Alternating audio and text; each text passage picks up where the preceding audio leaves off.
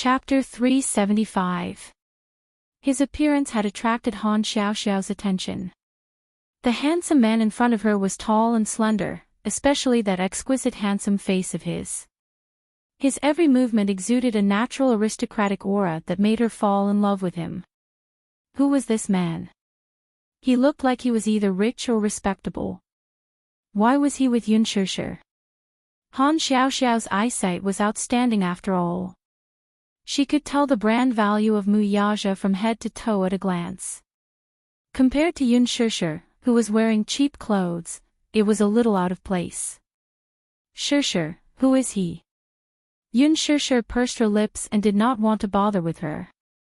Mu Yaja looked at Han Xiaoxiao coldly and lowered his head to ask, "You guys know each other?"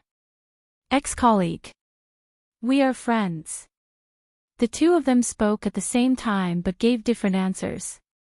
Han Xiaoxiao's face revealed an awkward smile. "Shishir, why don't you introduce him?" "Her man." Without waiting for Yun Shishir to speak, Mu Yaja said concisely. Han Xiaoxiao was stunned. Even Yun Shishir's expression froze. "What are you talking about? Isn't that the case?" Han Xiaoxiao bit her red lips hard. She was a little indignant and felt that she had been outdone. At the same time, she felt that the man in front of her was a little unreal. How could he be Yun Shishir's man? Didn't he take a look at his background? Was she even worthy? Rich families were particular about matching in social status. How could a commoner like Yun Shishir be related to a rich family?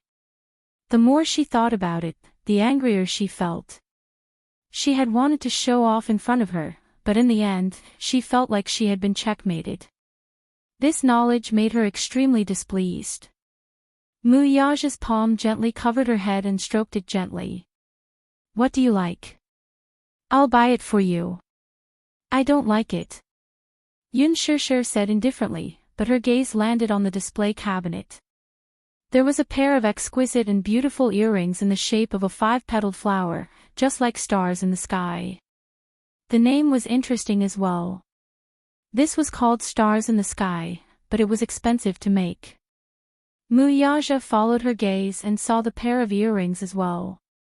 His slender fingers clasped the cabinet's surface. "This pair, take it out." Yun Shishir was a little surprised and opened her mouth. She did not understand the meaning of his actions. The salesperson glanced at Yun Shishir, still feeling incredulous. She would not be willing to let ordinary people. This was especially true for someone like Yun Shishir, who was dressed shabbily. She would not be able to afford it, anyway. But Mu Yaja was different. One look and she could tell that he was of noble birth. Mu Yaja glanced at the salesperson's gaze and knew what she was thinking. However, he did not show it. Until the salesperson presented the pair of Stars in the Sky in front of Mu Yaja. Mu Yaja reached out and took one of them. He reached out and gently brushed away her hair. In an instant, that small and cute earring was exposed to the air. Mu Yaja gently put the earring on for her. The star-like earring set off the pure white earring. It looked even more tender and beautiful. It was as if it was silently tempting him to kiss her. Chapter 376. He lowered his head slightly, and his thin lips that were cold from the night breeze kissed her earlobe. Han Xiaoxiao was stunned, but the kissing scene in front of her was too beautiful. Even she couldn't come back to her senses for a while. Yun Shishir was shocked. Her body moved slightly to the side, and she glared at him with embarrassment. She was obviously shy. Look, do you like it?" Mu Yaja pushed her in front of the mirror and lifted her hair. Yun Shishir looked at the mirror. Although she didn't say anything, her eyes revealed her love for the pair of earrings. Mu Yaja put the other one on her. The salesperson immediately praised, "This lady looks really good wearing this pair of earrings." "Sir, do you want this pair of earrings?" "Yes." While speaking, Mu Yaja's eyes didn't leave Yun Shishir at all. He just handed over a black gold credit card. The salesperson was still puzzled. Why didn't this man ask about the price of this pair of earrings? He just gave the card to her directly. Was he so rich? However, when she took the credit card from him and looked at it, she didn't have any doubts. Ultima, the king of the cards. People who had a black gold credit card had a supreme status. In the big capital, there were only 5 such cards. Even Han Xiaoxiao couldn't help but be shocked. He was stunned. He was really stunned. One had to know that a black gold credit card wasn't something that ordinary rich people could have.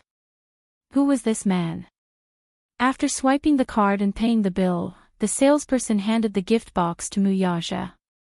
The man hugged Yun Shishir and left. Looking at the 2 leaving figures, Han Xiaoxiao wanted to chase after them. Shishir, the latter, however, ignored her completely. Han Xiaoxiao was extremely embarrassed.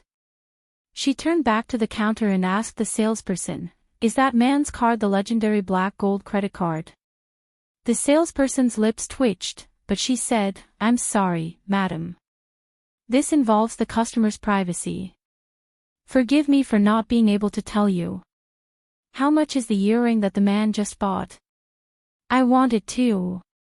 Han Xiaoxiao pretended to be generous as if she was eager to regain her face. "That earring is the only one in the counter at the moment. It's already gone. But I can tell you the price. It's 990,000. 990,000. A pair of earrings costs 990,000. Han Xiaoxiao's expression stiffened. The toy section was on the 5th floor, but when they reached the 3rd floor, Mu Yaja held her in his arms and walked towards the women's clothing section. When they arrived at the Chanel counter, Mu Yaja picked out a few dresses for her. Yun Shishir, Mu Yaja gracefully sat down on the sofa. "Take it." Yun Shishir said, "What do you mean by that?" "To buy clothes for you." Yun Shishir furrowed her brows and said, "I don't want it." Mu Yaja didn't allow her to object. He snapped his fingers, and a few salespeople surrounded Yun Shishir and escorted her into the fitting room. He smiled evilly, throwing a tantrum in front of him. Didn't she know whose territory this shopping mall was? Yun Shishir's protest came from the fitting room. "All of you, get out. Don't take off my clothes. I'll do it myself, can't I do it myself? All of you, get out." The salespeople were all chased out. Chapter 377. Mu Yaja glanced at it and felt satisfied.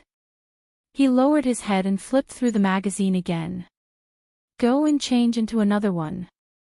Yun Shishir changed into a few more outfits. Mu Yaja frowned. He suddenly realized something.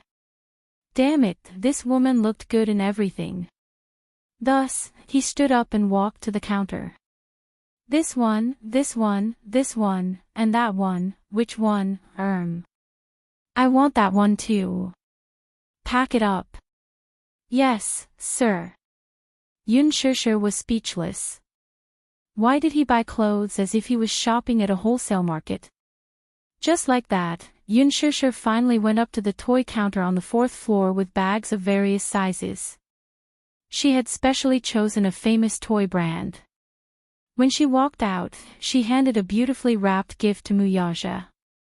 "This is a gift for the child." She had specially prepared this gift for Xiao Yichen. Mu Yaja took the gift.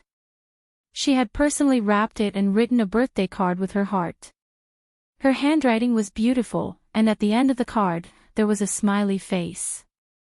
It was very heartwarming. This should be a birthday surprise. After shopping, it was naturally time to fill his stomach. Yun Shishir chose a restaurant, but it was crowded. The waiter apologetically said that there were only seats available in the lobby. Mu Yaja made a call, and shortly after, the lobby manager hurried over. Knowing that the CEO of Dishing Financial Group had arrived, the manager of the restaurant personally led a group of people to greet him warmly and respectfully. Then, he caught a glimpse of the innocent girl beside him and was stunned. The manager looked at Yun Shirshir with a smile and asked politely, "May I know how I should address you, miss?" Yun Shirshir smiled but was pulled into Mu Yaja's arms. This was a silent announcement of her identity. Since she was CEO Mu's woman, he naturally had to serve her well, right? You can mess with anyone, but you can't mess with women. Especially this important person's woman. Mu Yaja saw the look in his eyes and knew what he was thinking. However, he was too lazy to point it out. He only ordered coldly, "Prepare a table of food." The manager nodded hurriedly. "Yes, sir. I'll get someone to prepare it right away." The manager had specially arranged a room with an elegant environment for them. The elegant lighting, the glass windows, and the beaded curtains gave the room a classical charm. How could he dare to neglect someone of Mu Yaja's status? Moreover, it was an honor for CEO Mu to grace his restaurant with his presence. In fact, this private room had been reserved by a guest at a high price earlier, and it was also scheduled for this time in the evening.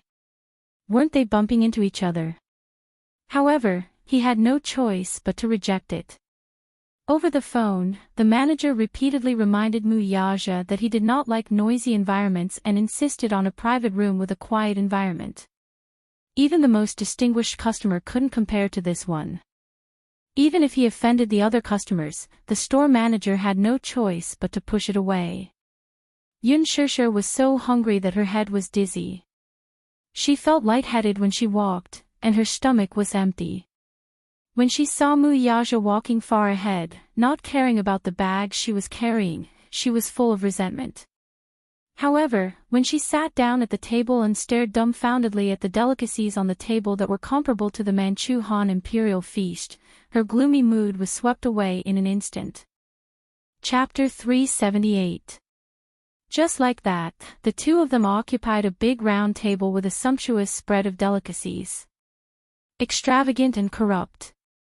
But at this moment, Yun Shirshir was very willing to be corrupt. Oh my God! She was so happy. But there was so much food. Could the two of them finish it? Wouldn't it be a waste if they couldn't finish it? Hence, she decided that she could just take it away like the last time. Yun Shirshir was so tempted by the aroma that she was drooling. She raised her chopsticks and planned to gorge herself. However, in the blink of an eye, she saw Mu Yaja sitting at the table calmly. He didn't seem to be interested in the sumptuous spread on the table. He didn't even look at it and was casually wiping his hands with a wet towel. Master Mu Yaja was extremely picky in this aspect. He had been pampered since young and lived a life of luxury. Naturally, he didn't care about these. If it wasn't for her.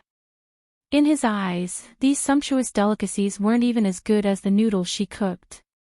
Yun Shirshir stared at his elegant dining manners. She thought that he was from an upper-class family after all, so his etiquette was good. He also had a serious obsession with cleanliness. Yun Shirshir despised him in her heart.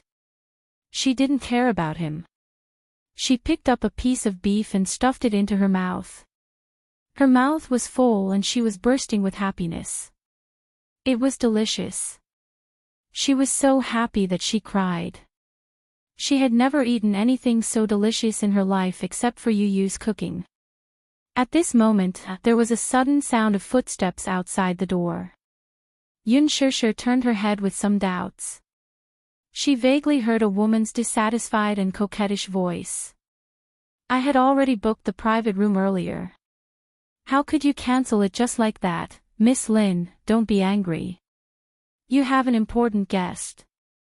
Otherwise, you wouldn't have been pushed away." "Oh. She's a guest and I'm not. What kind of boss are you? Don't you know the rules of first come, first served? You're a businessman, but you're so... All businessmen are evil." Sorry. Next time, there won't be such a thing." The manager apologized. "Next time? How can there be a next time? Get out of my way." Don't. Miss Lin, please wait. There's someone in the room. Humph. Don't stop me, I want to see what kind of amazing guest actually took the seat that I reserved in advance. You're quite capable. The door of the private room was suddenly pushed open. This action was too rude and caused too much of a commotion. Mu Yaja frowned slightly and turned around. A layer of frost appeared on his face. He saw a gorgeously dressed woman standing by the side of the room. She was wearing a long black dress and exquisite makeup. She was accompanied by an extraordinary man who also looked very noble. It was obvious that the two of them were born in a wealthy family. Their gestures had a kind of elegance that was unique to the upper class. Seeing this situation, the manager stood at the side uneasily. He was so anxious that he was sweating profusely. He looked at Mu Yaja with a smile on his face and secretly looked at the woman beside him from time to time. For a moment, he didn't know how to ease the situation. That woman first looked at Yun Shishir with a sharp gaze. She opened her mouth with a gloomy expression and was about to flare up.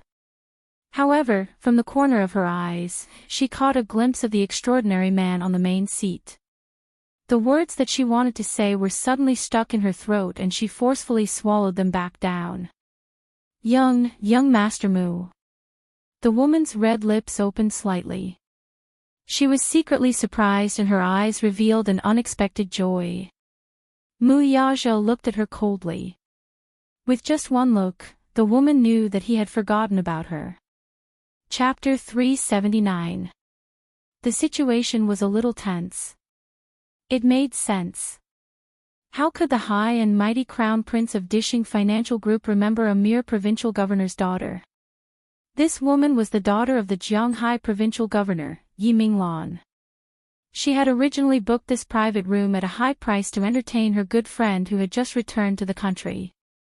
However, when she arrived, she was politely asked to leave the room by the manager. She had come to look for her aggressively, but she did not expect that the person who had occupied her private room would be Chairman Mu. One had to know that Mu Yaja rarely ate at such a small restaurant. Moreover, in her impression, this man was very busy every day. How could he have the time to be so carefree? Yi Minglan was overjoyed to be able to meet him here. However, after being pleasantly surprised, the woman's gaze turned to Yun Shishir with some suspicion. Who was the little girl sitting next to him? She was dressed like a pure student and looked very well behaved. She did not look like a young lady from any family. She seemed to be a commoner. Yi Minglan was a little surprised. For someone like young Master Mu, as long as he wanted, those international supermodels, movie queens, and even upper-class socialites would all fall in love with him. However, this girl had a young face. She looked like she had just graduated from university.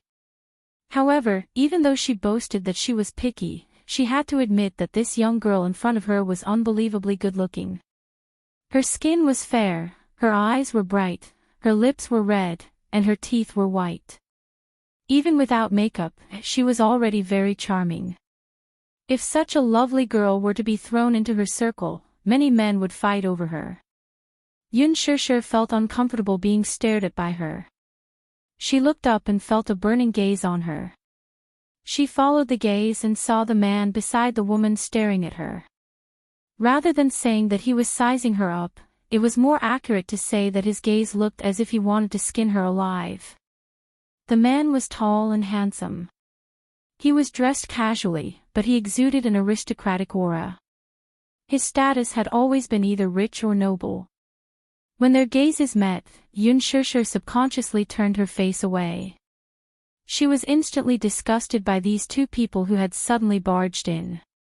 Yi Minglan smiled brightly and asked in a sweet voice, Master Mu, do you still remember me? My father is Yi Qiqing, and he should have some friendship with you. Oh, right. If you don't mind, let's sit at the same table. Look, at this time, there aren't any private rooms in the restaurant that are empty. The private room that I originally booked has also been. She spoke very tactfully, but she did not lose her sense of propriety as she politely made a suggestion. Mu Yaja remained calm and collected. He neither nodded nor refused, as if he had tacitly agreed. Yi Minglan was a little overwhelmed by the favor. She tentatively took a step forward. Seeing that his face was still calm, her heart finally calmed down. Her eyes immediately lit up with joy as she entered the private room with the man. Mu Yaja did not have much of an impression of Yi Minglan. They were not familiar with each other and did not interact much with each other. However, her father, Yi Qiqing, was someone who had close contact with him. Based on this point, he could not reject Yi Minglan. Yun Shishir was a little unhappy and did not want to eat at the same table as the two of them. She did not like these two people.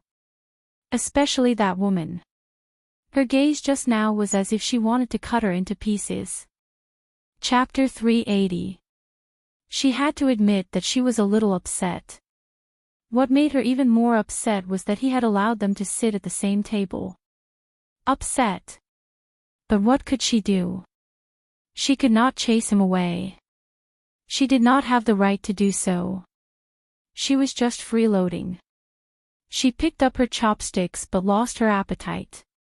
Yi Minglan sat down and smiled. Young Master Mu, let me introduce you. This is the eldest son of the Li group, Li Qingze. Then, she smiled and turned to the man beside her. Qingze, I've mentioned this to you before. He's the famous CEO of Dishing Financial Group and a legendary figure in Beijing, Mu Yaja. We all call him Young Master Mu. As he spoke, he completely ignored Yun Shishir at the side. Yun Shishir was also happy to have some peace. Young Master Mu, I've heard a lot about you. Li Qingze smiled and nodded. He stood up slightly and extended his hand politely. Mu Yaja glanced coldly at his outstretched hand, but his expression did not change. Li Qingze's hand froze in midair. He could neither extend it nor retract it. Just as the atmosphere froze, Mu Yaja extended his hand indifferently and held it gently. He did not even bend his fingers. His cold and distant attitude made Li Qingze feel awkward. This man was as arrogant as a ruler. Although his status was not as high as Mu Yaja's, not many people in the capital dared to give him the cold shoulder. Most of them would respectfully smile apologetically at him, yet this man was so cold and arrogant at their first meeting. It really made him feel embarrassed. Yi Minglan smiled to ease the atmosphere and looked at Yun Shishir. Ha! Young Master Mu, this lady is. You don't have to know. Unexpectedly, the man's cold words stopped her enthusiasm. He did not like to tell unimportant people about his private affairs. However, his ambiguous attitude became another form of protection in Yi Minglan's eyes. Yi Minglan could not put her face down for a moment, but due to Mu Yaja's status, she could only smile apologetically and find a way out of this embarrassing situation. This little girl is quite pretty. Although he was smiling on the outside, his heart was filled with jealousy and hatred. At least in her opinion, this girl had a high status by Mu Yaja's side. The moment Yi Minglan mentioned Yun Shishir, the unhappiness in Li Qingze's heart immediately disappeared, and he looked at her with an ambiguous gaze. To be honest, he was quite interested in this girl. Not only did she have a stunning and elegant appearance, but she also had a pair of stubborn eyes that could invisibly arouse a man's desire to conquer her. It was said that there were two types of women that men could not refuse. One was a woman who was as pure as water, without a trace of impurity. The other was a woman who aroused a man's desire to conquer. As luck would have it, Yun Shishir was exposed to both. Come to think of it, this Mu Yaja really didn't know what kind of ability he had. It was rumored that he didn't get close to women, but who would have thought that in private, he was actually keeping such a beautiful woman in captivity? It was really enviable. At that time, the two of them had their own thoughts about Yun Shishir. Li Qingze kind of wanted to have a taste of this girl. However, seeing that such a lovely person had already been taken, he could only watch. What kind of woman had he not had? However, they were not as attractive as this girl. Since she was Mu Yaja's woman and he couldn't touch her, there was nothing he could do. He could only hope that when young Master Mu got tired of her, he would snatch her away. Chapter 381. Li Qingze smiled at her gracefully and gently asked, "Which family's daughter is this lovely young lady from?" Yun Shishir was stunned and did not want to bother with him. What daughter? She did not have such a noble background. Her indifference did not want to arouse his interest. Li Qingze mistakenly thought that she was shy, so he softened his voice. "How should I address you?" Yi Minglan was completely ignored. Her face was expressionless, but she scolded him in her heart. A man will be a man. Once he sees a beautiful prey, he loses his soul. How dare he covet young Master Mu's woman? Did he eat a bear's heart or a leopard's guts? Yun Shishir shot a glance at the aloof Mu Yaja beside her and smiled mischievously. Her eyebrows curved into crescents, and her lips, stained with red wine, were tender and plump. When she smiled, she looked seductive and bewitching. Why should I tell you? After that, she ignored him. Interesting. This girl is quite interesting. She is quite arrogant. Li Qingze was thinking about her, but Yi Minglan secretly rolled her eyes and warned him not to go overboard. She did not want to make young Master Mu unhappy. Afraid of him. Li Qingze had been spoiled since he was young and grew up in the palm of his hand. He was a typical hedonistic second generation and was used to being arrogant.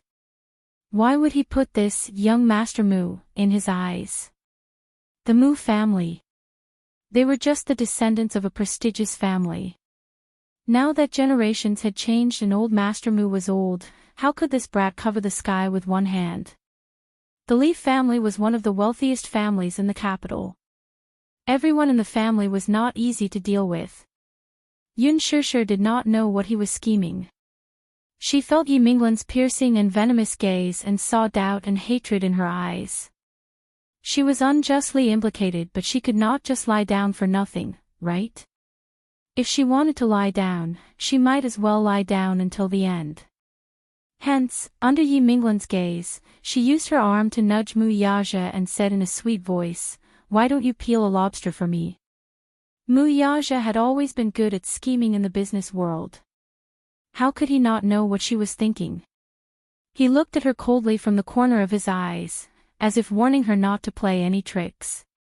He had never served anyone in his entire life. Having failed, Yun Shishir's entire face turned a little gloomy. Why didn't this man cooperate at all? On the other hand, Yi Minglan looked satisfied. It seemed that this girl didn't know her limits. Did she think that she was young Master Mu's woman and wanted a mile after taking an inch? When had she ever seen young Master Mu serving anyone? She put down her chopsticks and lost her appetite completely. She drank the ice drink beside her in one gulp. As soon as she drank it, she felt an inexplicable swelling pain in her lower abdomen. She was still angry and didn't pay much attention to it. However, after a while, she clearly felt something strange in her lower abdomen. A warm and moist feeling caused her expression to change drastically. Even her entire body was petrified.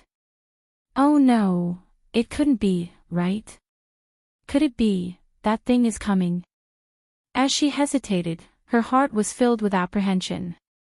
She felt like she was sitting on a pincushion, and her entire body was stiff and motionless. However, that feeling was getting more and more obvious. Yun Shishir's face suddenly turned hot.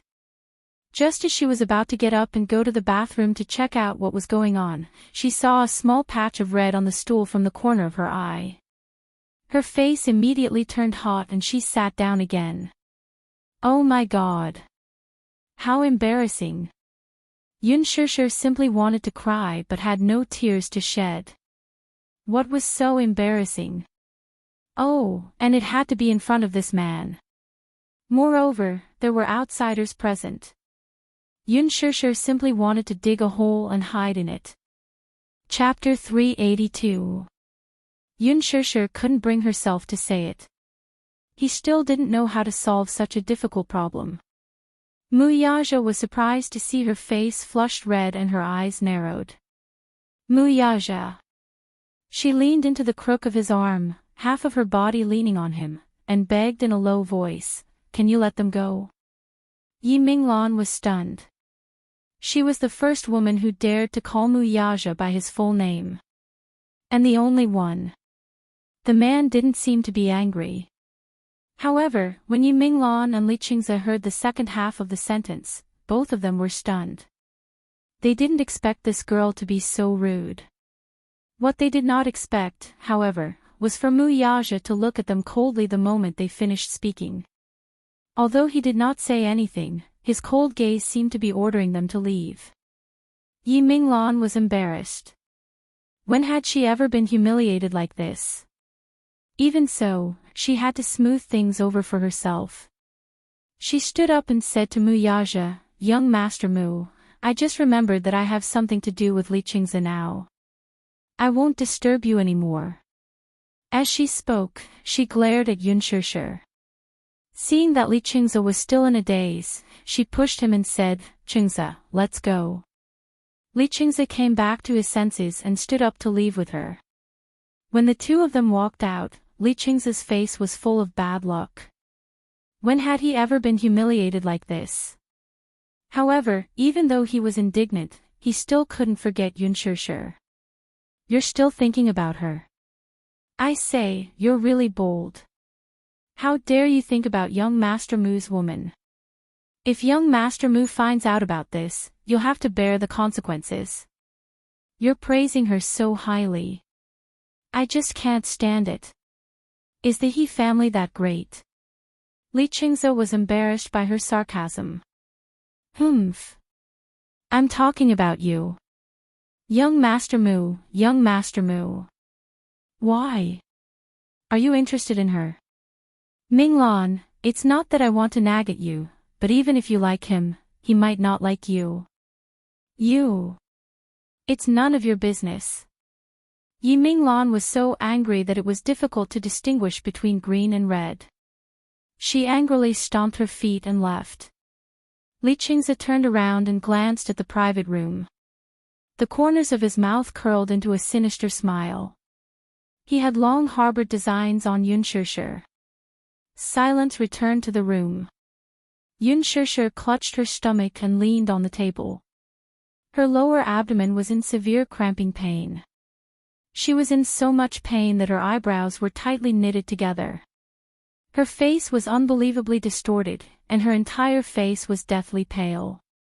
Cold sweat trickled down his back. He didn't even have the strength to speak. "I'm going to die, what a tragedy." Every time her period came, her stomach would always hurt.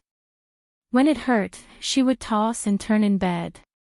Even using a hot water bottle to cover it didn't help. This time was no exception. What made her even more anxious was that she had returned so suddenly, especially in front of this man. What was worse was that she was wearing a dress. It was fine, but now she was even stained on the stool. How could she have the nerve to move her butt? It was simply too embarrassing. At the thought of this, Yun Shishir's face was so red that it was about to bleed. She couldn't even cry. Muyaja raised his eyebrows when he saw her pale face and cold sweat on her forehead. "Are you not feeling well?" When he asked this, Yun Shishir was embarrassed and scared. She stammered, "Muyaja, can you go out for a while?" Go out? What was this woman up to again? What's wrong? She forced a smile and said, No, I'm fine." Chapter 383. Muyaja stared at her coldly for a long time and lost his patience. He thought that she was feeling unwell but was too stubborn to tell him. Thus, he went forward without thinking and put his arm around her waist and knees, hugging her in his arms. However, she screamed. Ah! It was so sharp and ear-piercing that it almost broke his eardrums. Shut up. Muyaja frowned unhappily. She was so frightened that she choked. Shut up. After half a second of silence, suddenly, Muyaja. Her voice was as soft as a sheep's. What's wrong? He looked down and saw that her face was strangely flushed. Muyaja suddenly sensed that something was wrong. He glanced at the stool and saw the glaring red blood on it. His heart skipped a beat and he looked at her. Blood. She was injured. What happened? Yunshishir was so embarrassed that her face was turning redder. She was afraid that she would get the stain on him and was so anxious that she was about to cry. She almost cried out, Muyaja, put me down. He ignored her and looked even more gloomy. He only asked, where are you hurt? Yunshishir rolled her eyes weakly.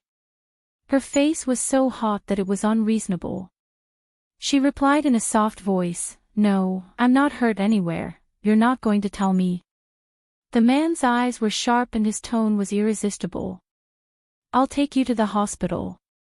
F***ck. Go to the hospital. She didn't think so. She hurriedly grabbed his collar and stammered, my period is here. Her voice was so soft that Muyaja didn't hear her at all. Seeing that the man was still holding her and walking out of the door, Yunshishir was so angry that she collapsed. She was so anxious that she wanted to scratch him. What should she do? She mustered her courage and raised her voice slightly. Muyaja, my period is here today. The man suddenly stopped in his tracks. She said mischievously, so, we don't have to go to the hospital. Just help me buy some hygiene products. Seeing that he didn't respond for a long time, Yunshishir hesitated and said softly, I'll use Sophie's brand. A deathly silence followed. She saw that Muyaja's face had completely darkened. Was there anything more tragic than this? She originally thought that the atmosphere would continue like this, but she didn't expect the man to pick up the suit jacket on the back of the chair with one hand and cover her body with it. Her body was completely covered, and he hugged her and walked out of the door.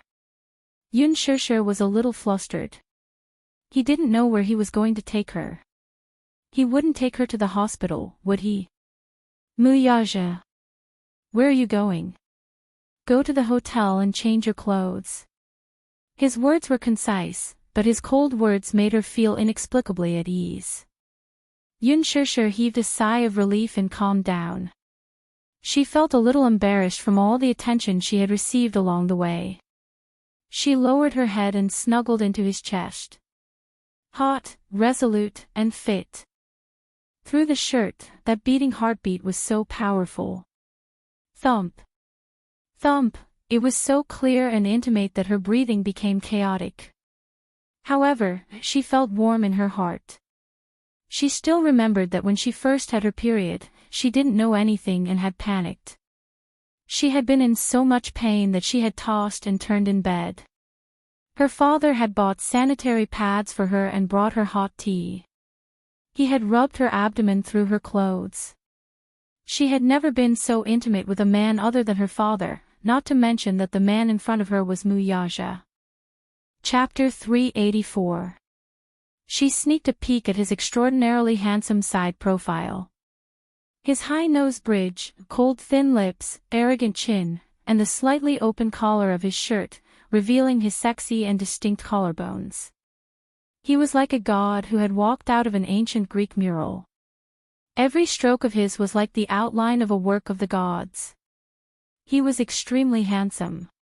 She couldn't help but admit that if she put aside his bad behavior, she might really be attracted to him. As she stared at him in a daze, Muyaja sensed that she was looking at him intently. He frowned and lowered his eyes, his expression cold.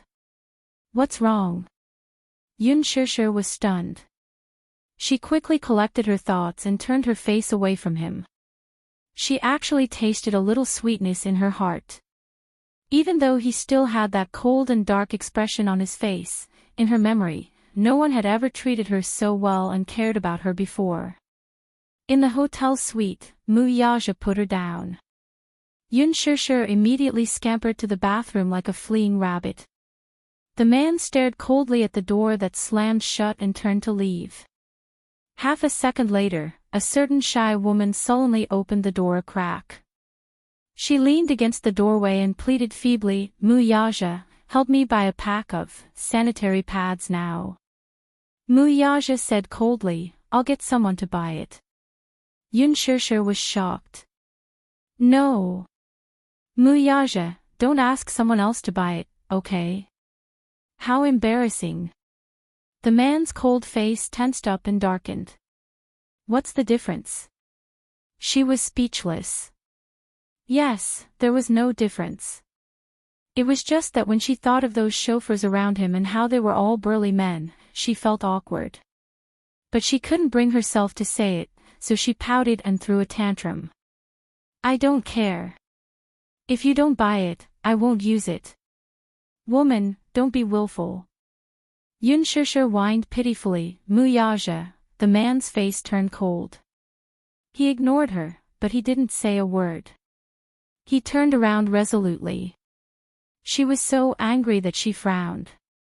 This man was too heartless. He wouldn't abandon her like this, would he? 5 minutes later, when this proud son of a famous family in the capital, a man of great fame in the business world, stood in the column of women's products, when the man's elegant and slender hand picked up the small, cute, and delicate Sophie sanitary pads, the people in the supermarket looked at him in surprise. Colorful gazes sized him up, scrutinizing him. Mu Yaja tightened his grip on the bag as the blood and qi in his chest churned. His cold gaze swept over, and his icy gaze caused the temperature of the entire place to plummet. Below zero, what were his thoughts? In any case, it was worse than being shot. He didn't know much about these things, so he bought a bunch of them day and night. At the checkout, the cashier stared blankly at the pink and blue sanitary pads in front of her. The cute pink and blue contrasted sharply with the man's stiff face. Oh my God, how much did he need to buy so many? It was enough to use for a few years. However, when she caught a glimpse of the beautifully packaged cotton women's underwear, her eyes widened. Could he be a pervert? Looking at the well-dressed and handsome man in front of her, she couldn't imagine it. Mu Yaja stuck his hands in his pants and felt the strange gaze from the cashier. He glanced at her coldly.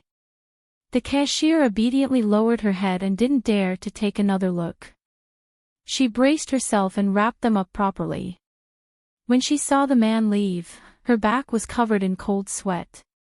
Oh my God, what a terrifying aura. Chapter 385. Yun Shishir was waiting anxiously in the bathroom when she heard a commotion outside, followed by a light knock on the bathroom door. However, it was not a man's deep voice that rang out. "Miss Yun, I'm here to deliver something to you on the CEO's orders." The one who spoke was a gentle female voice. When Yun Shishir opened the door, she was greeted by the room manager in her uniform. Her face instantly turned red when she saw the huge supermarket shopping bag in her hand. "Did you buy these?" "No, these are all from CEO Mu." "Miss Yun, CEO Mu treats you so well. Which man would be willing to buy these things himself?" Yun Shishir's heart warmed at her words. She took the bag from her and inspected it carefully. She did not know whether to laugh or cry. So many. Don't you know that these things have a shelf life? As she rummaged through the bag, she found a pair of exquisite cotton underwear. She blushed when she realized that her underwear was dirty. She did not expect him to be so considerate. "Where is he?" The woman smiled. "Are you asking about CEO Mu? There's a board meeting coming up.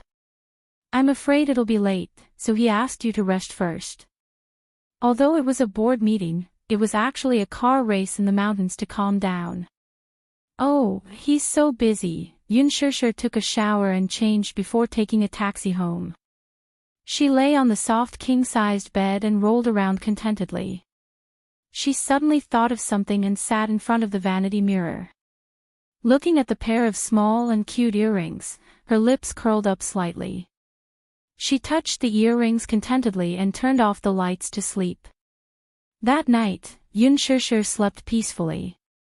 The next day, Yun Shishir rushed to the company early in the morning. She had taken a day off yesterday, so when she returned to the training class, she felt that the atmosphere was different. She did not know why, but all the trainees in the class were very polite to her. Jiang Yutong, especially, wanted to avoid her whenever she saw her. This was good, too. At least, she could have some peace. In the evening, Yun Shishir reached home. The moment she opened the door, the warm light in the living room enveloped her. "I'm back." Yun Yeching was setting the table when he heard the door open. He rubbed his hands and walked to the entrance. "You're back. Is mommy back?" Yun Tianyu poked his head out of the kitchen. Seeing that it was her, he immediately jumped into her embrace and gave her a big kiss. Smack. A kiss was printed on her cheek.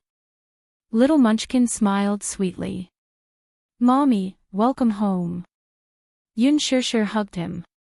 Little Munchkin was wearing a cartoon apron and his face was covered in flour. He must have prepared dinner for her.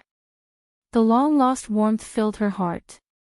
Yun Shishir pouted and said, "One isn't enough. Give me another baby." Mwah. Switching to the other cheek, he generously gave her another sweet kiss. The mother and son were in a mess at the entrance. "How was the summer camp? Is it fun?" Yun Shishir asked as she rubbed his head. He pouted. "It's not fun at all. It's boring." The summer camp organized by the kindergarten was mostly parent-child activities. It was undoubtedly very interesting for children of the same age, but for Yun Tianyu, it was childish. Then, he asked nervously, "Mommy, you're home early today. Is work going well?" "It's going well." Chapter 386. Little Munchkin asked with an innocent smile on his face. However, in his heart, he was plotting something. If he found out who bullied his mommy, he would definitely not let them off easily. Yun Shishir did not know what the little lad was thinking as she smiled and replied, "No, I didn't." "Shishir, quickly sit down. Yu has prepared dinner for you." Yun Yeching immediately took her bag, took her coat, and hung it on the hanger. In the afternoon, Yu took a small purse and said that he was going to the supermarket to buy some ingredients. He was surprised and worried about the little lad going out alone, so he followed him to the supermarket. Who knew that he would be taken aback when he followed him? Just as he stepped into the vegetable section of the supermarket, Yu rushed into the crowd with a basket of vegetables in hand. His figure agilely maneuvered among the haggling voices as if he was familiar with the process. He was very particular about buying, picking, and matching the meat and vegetables. He did not even need to do anything as he picked the freshest ingredients at the most affordable price. It was not that Yun Yeching was not surprised. When Yun Shishir was so young, she could not even differentiate between vegetables and spinach. Even when he was her age, he was not so good at it. The little lad, on the other hand, seemed to be very familiar with the process as he could distinguish all the dishes clearly. What surprised him even more was that the little lad was very meticulous in picking the vegetables. The vegetables he picked were fresh and green in color, without any damage or holes. When he bought the meat, he even knew how to carefully smell it to ensure that the meat was pure and had no stench. He even gently pressed it with his finger. Yun Yeching, who was standing at the side, could not help feeling curious. When he asked about it, he heard the little lad saying, "First, smell the meat and then press it to see if it's elastic and glossy. If it's slaughtered after death, then the meat will be dark red in color and there will be purplish-red blood stasis in the blood vessels. Eating it will make you sick." Yun Yeching was dumbfounded. The fish must have dense and complete scales, bright and clear eyes, plump and slightly protruding cheeks, and bright red cheeks.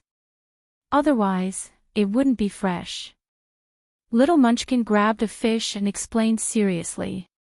Yun Yeching was thoroughly convinced.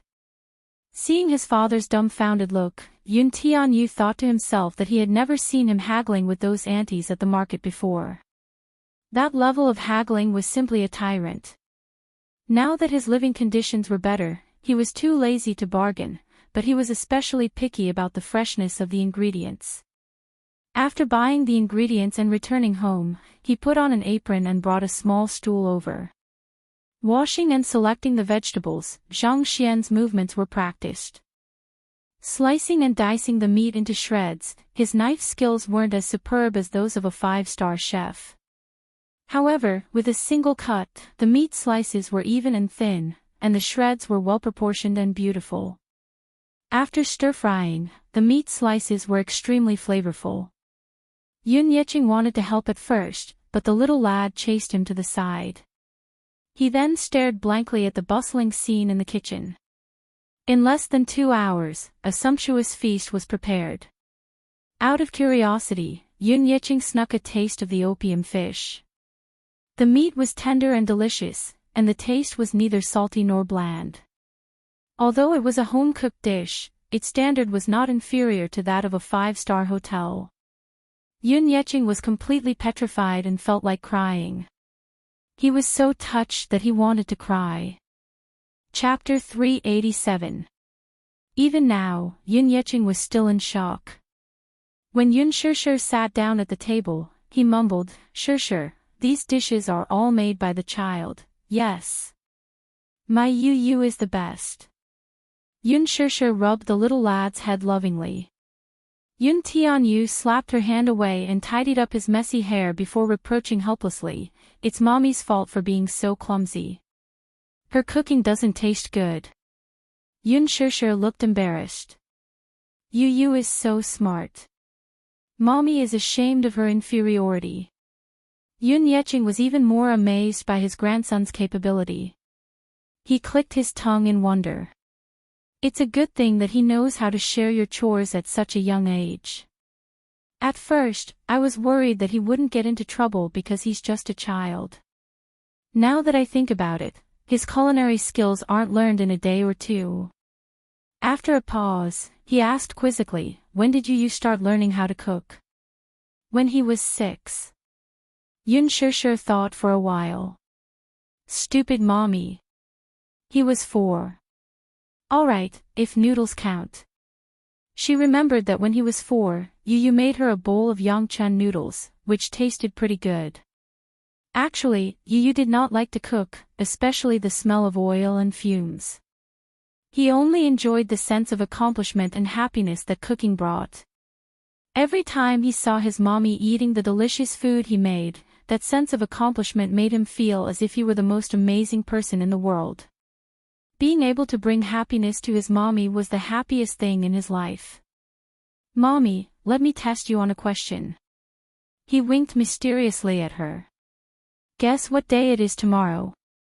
Yun Shishir swallowed a mouthful of rice and pretended to be racking her brains. She asked meekly, "Oh. Is it Sunday?" "Stupid mommy, tomorrow is Saturday." Yun Tianyu looked defeated as he pouted helplessly. Oh. Then I remembered wrongly. Guess again. Yun Tianyu put down his bowl and chopsticks and propped his chin on his hand. His twinkling eyes gazed at her with a gentle smile. "Is it the parent-teacher conference?" Yun Shishir guessed again. "No. It's an important day for mommy and me."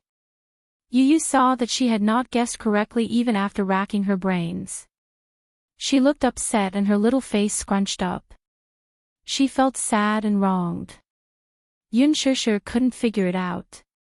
"What day is that?" Seeing her look of innocence and bewilderment, Yun Tianyu suddenly clutched his chest with a grief-stricken look, silently complaining about her carelessness. "It's Yu's birthday." Yun Shishir pretended to be enlightened. Oh, I remember now. Tomorrow is Yu Yu's birthday. It's Children's Day. Yu Yu was so angry that his face turned red. He crossed his arms and pouted so hard that one could hang a lamp. Humph. Stupid mommy, you don't have Yu Yu in your heart anymore. You don't even know Yu Yu's birthday. With that, the little guy covered his face and cried sorrowfully. Woo woo woo, mommy doesn't love Yu Yu anymore. Yu Yu is so sad. Stop joking, baby. How can mommy forget Yu Yu's most important day? Yun Shusher's heart ached when she saw his aggrieved look. She hurriedly coaxed him. The little lad turned his head and snorted arrogantly. Yun Shusher saw this and smiled helplessly. She secretly took out an exquisitely wrapped gift box from her bag and handed it to him. She wanted to give him a surprise. Chapter 388. Yu Yu is mommy's little angel. How could mommy forget that tomorrow is Yu Yu's birthday? I wish you a happy birthday and happy Children's Day in advance. Yu Yu received the present from her with a confused look. It took him a while to realize that his mommy was teasing him. How could mommy forget his birthday? He lowered his head to look at the exquisite packaging and saw the words Happy Birthday, Baby written on the card. His small fingers brushed past the words written by Yun Shusher herself. The ink on the card had completely dried, making it look beautiful. The little lad's eyes softened as he stared at it. His face, which had been full of grievances, suddenly brightened up. Hugging the present, the little lad's face was filled with contentment. This was the happiest moment of his life. Thank you, mommy. Yun Tianyu was in such a good mood that his pair of calves could not help but sway. Tomorrow is mommy's birthday, too. With that, Yu Yu affectionately hugged Yun Shusher's face and planted a deep kiss on it. Mommy has worked hard. Mommy gave Yu Yu life. Yu Yu will spend the rest of his life by mommy's side. I won't let mommy suffer any grievances or hardships. Every word that came out of little Munchkin's mouth was extremely solemn. It sounded like a sacred speech. Yun Shusher smiled. Baby is so obedient. Then, mommy, do you have work tomorrow? I think so. Yun Shusher thought for a while. She had to rush to the set early in the morning for a makeup test. Dong, hearing this, Yun Tianyu hung his head dejectedly. Yun Shusher could not bear to see his desolate look. Suddenly, she thought of something and said, Mommy should be free in the afternoon, though. Then, Mommy, let's go to Fairy Tale Valley. Yu Yu was excited again. As if by magic, he took out 2 tickets to Fairy Tale Valley from his pocket. Fairy Tale Valley was the world's most famous and popular fairy tale-themed amusement park. It was co-founded by Lizhi Holdings and N.D. Group. It had opened 6 resorts all over the world and was popular all over the world. It was the fairy tale kingdom that children yearned for the most. All right. But where did these tickets come from? It's a birthday present from the principal, he casually replied. Fairy Tale Valley. As the biggest shareholder of Lizhi Holdings, he also owned some shares in Fairy Tale Valley. It's just 2 tickets, and he can get it easily. Yes. Mommy will pick you up at noon tomorrow. Yu Yu, quickly open it and take a look. What did Mommy give you? Yun Yecheng was in such a good mood that he wanted to tease him. Yun Tianyu enjoyed the process of opening presents the most. In the past, when Yun Shusher gave him a toy on his birthday, he carefully kept it. Last year, his mother had given him a set of toy sets, and he had always been careful with them. Generally speaking, children of this age only had a sense of novelty towards toys. The new toys that their parents bought were just for the sake of novelty. When they bought them back, they would be unable to put them down for a few days and play very happily. However, it didn't take long for him to get bored of it and toss it aside. The more mischievous ones would be broken before he got bored of them. Yu Yu was different, though. Chapter 389. He wondered what his mommy had given him this time. He unwrapped the gift box and opened it expectantly. However, he was surprised to see a smart GPS watch lying quietly inside the box. His eyebrows twitched a little. Ligie Holdings' newly launched smart sports watch could be used for video calls, GPS global positioning, and had a one-button alarm function. Could he say that he designed this watch? He wanted to cry but had no tears. Did it mean that his mommy's gift had helped his company generate revenue from this watch? Do you like it? Yun Shishir looked at him expectantly, anticipating his amazement. His eyebrows twitched a little, but when he raised his head, he put on an innocent smile. I like it. Yu likes mommy's gift. Mu residence. After dinner, Mu Yaja walked to the study room and saw Xiao Yichen painstakingly working on an exercise book. He was trying his best to calculate with his fingers. His physique was amazing, but he was weak in science. Those math problems that were so simple to Yun Tianyu could not wait to calculate them one by one for Xiao Yichen. When it came to addition and subtraction, there was still hope. When it came to multiplication and division, the little guy just wanted to roll his eyes and lie down. He seemed to have some ideas, he was just a little bit away. Therefore, he did not notice the steady footsteps coming from outside the door. Click. It seemed that someone had pushed the door open. His footsteps were casual as he strolled in with the posture of a king. The man did not speak. He walked to the table and looked at the little lad, who was sprawled on the table. He was wearing fluffy white pajamas. At first glance, he looked like a cat with pure white fur. Still, this little guy was much cuter than a cat. The little guy lowered his head and seriously racked his brains as he looked down at him.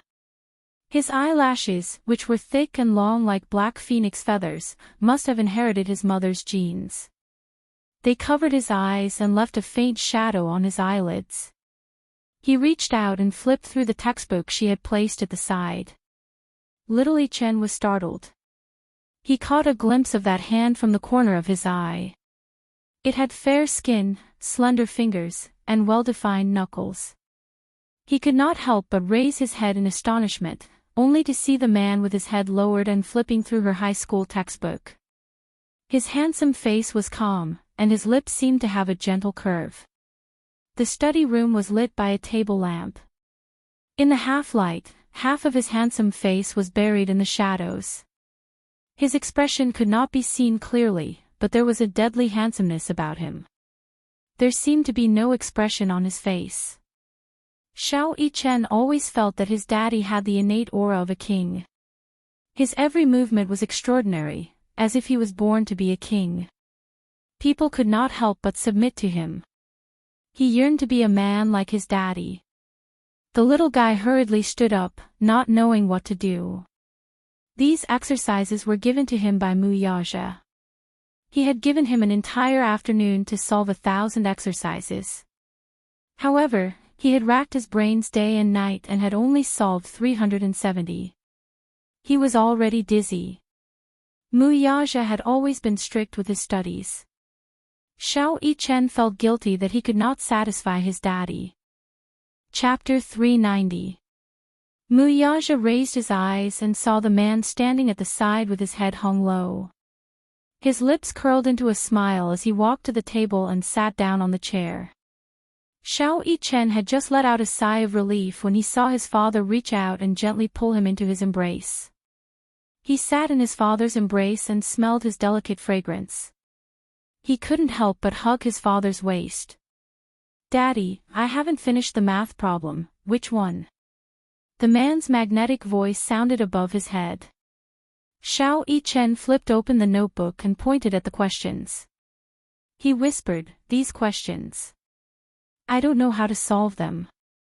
Mu Yaja calmly picked up the pen and wrote down a few multiplication tables. Soon, he solved the problem. Xiao Yichen blinked in astonishment. He grabbed the notebook and looked at it again and again. Yes, that's how he solved it. He just couldn't remember the formula.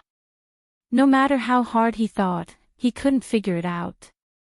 Thus, he was trapped in the math problem. Which one? Xiao Yichen shook his head and said, "That's all. You didn't memorize the multiplication table?" "I memorized it, I'm not familiar with it." Xiao Yichen revealed a bitter and vengeful expression. Mu Yaja gently smiled. He looked very good when he smiled. His long and narrow eyes curved slightly and his thin lips curved slightly. His smile was truly breathtaking. Even if you exhausted all the beautiful words in the world, it would still be indescribable. He was making calculations in his notebook while explaining to him in a soft voice. His clear voice was as pleasant as spring water. His voice was clearly feminine and mellow, but it sounded so soft and pleasant to the ears. The little fellow suddenly felt that if this man became a teacher, he would definitely be an outstanding teacher. He explained very seriously and didn't miss any details.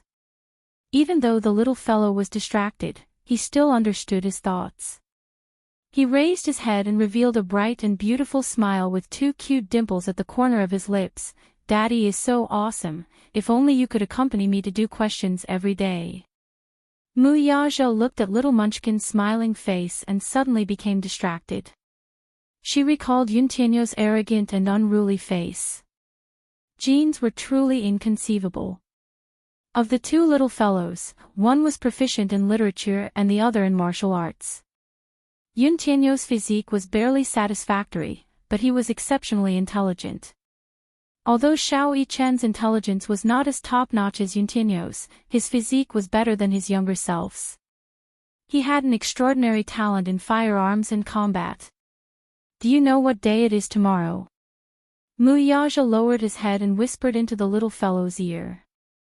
Xiao Yichen frowned and thought hard for a while. Then, he shook his head and said, "I don't know." Mu Yaja poked the little fellow's head and said speechlessly, "Don't you remember your own birthday?" Xiao Yichen pouted aggrievedly and helplessly said, "I really forgot." As if by magic, Mu Yaja took out an exquisitely wrapped gift box from his pocket and passed it to him. Little Yichen's eyes widened in surprise when his gaze landed on the present. He was a little taken aback by this unexpected surprise. Hugging the present, his little face was unusually bashful and excited. The little fellow's emotions were always restrained, which was very similar to Mu Yaja. Be it happiness or sadness, they rarely showed on his face and were buried deep in his heart. However, he was still a child. When the gift landed in front of him, a heartfelt joy arose spontaneously. Chapter 391. Especially when she opened the gift, every minute and every second was filled with joy and inexplicable anticipation. Mu Yaja had given him presents before. Every year on his birthday, he would give him anything that Xiao Yichen liked or wanted. To him, there was nothing that he could not get, only things that his child could not think of. Therefore, no matter what the present was, as long as he asked, it would immediately fly to his side. Therefore, no matter how precious the present was, he would get it if he wanted it. However, this would also cause the child to lose the mood to cherish the present. As long as he opened his mouth, there was nothing that he could not get. Therefore, he played with Mu Yaja's presents for a few days. When he was tired of them, he threw them aside and did not ask about them anymore. It was hard for a child to have feelings of wanting to cherish something that was easily obtained. The harder it was to obtain, the more one cherished it. After all, compared to women, men were not as meticulous. In the past, when it was Xiao Yichen's birthday, Mu Yaja would always ask him in advance what he liked and what he wanted as a present. Mu Yaja would send someone to buy whatever he liked and give it to him. There was no exquisite packaging or beautiful card. Therefore, the birthday present did not have the anticipation and surprise that a birthday present should have. Mu Wanra's attitude towards his birthday was also not very attentive. Most of the time, she would pay for whatever Xiao Yichen liked. It was a cold process. However, this was not strange. After all, he was not her biological son. Without blood ties, she did not pay much attention to the details. She seemed to dote on the child, but on the surface, it was only for the sake of Muyaja and Grandpa Mu. In her heart, her attitude towards the child was neither hot nor cold. She did not give birth to him, so how much could she dote on him? Children were naive by nature. Their anticipation for their birthday was nothing more than the surprise and yearning for the mysterious present. The moment when they opened the present was always thrilling, full of anticipation and fantasy. However, for Xiao Yichen, the action of opening the present seemed to be numb. This was because he knew what kind of present his daddy gave him. Because he knew, there was no surprise and no anticipation.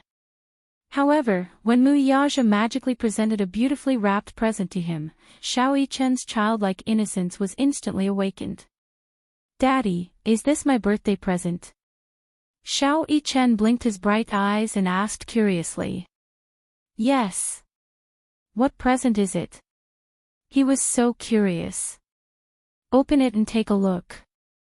However, little Yichen frowned and pouted, appearing to be vexed. "What's wrong?" Muyaja asked when he noticed his odd expression. "I can't bear to open it." Xiao Yichen muttered. "Can't bear to?" Muyaja did not know whether to laugh or cry. "Why can't bear to bear with it?" "I don't know, I can't describe it." As Xiao Yichen spoke, his cheeks were pink and flushed with excitement. The feeling of anticipation was like a furry cat's paw that kept scratching at her heart. His heart thumped. It was the first time he tasted the feeling of nervousness and anticipation. Xiao Yichen untied the ribbon and carefully tore open the wrapping paper layer by layer. His extremely serious and focused expression made him look like a devout Christian. Chapter 392. Xiao Yichen's mouth was slightly agape. He was a little surprised, but more than that, he was pleasantly surprised and curious. "Daddy, what is this?" Muyaja explained it to him. "This is a smart watch. It has a call function, navigation, and GPS. Look, this is a one-button alarm."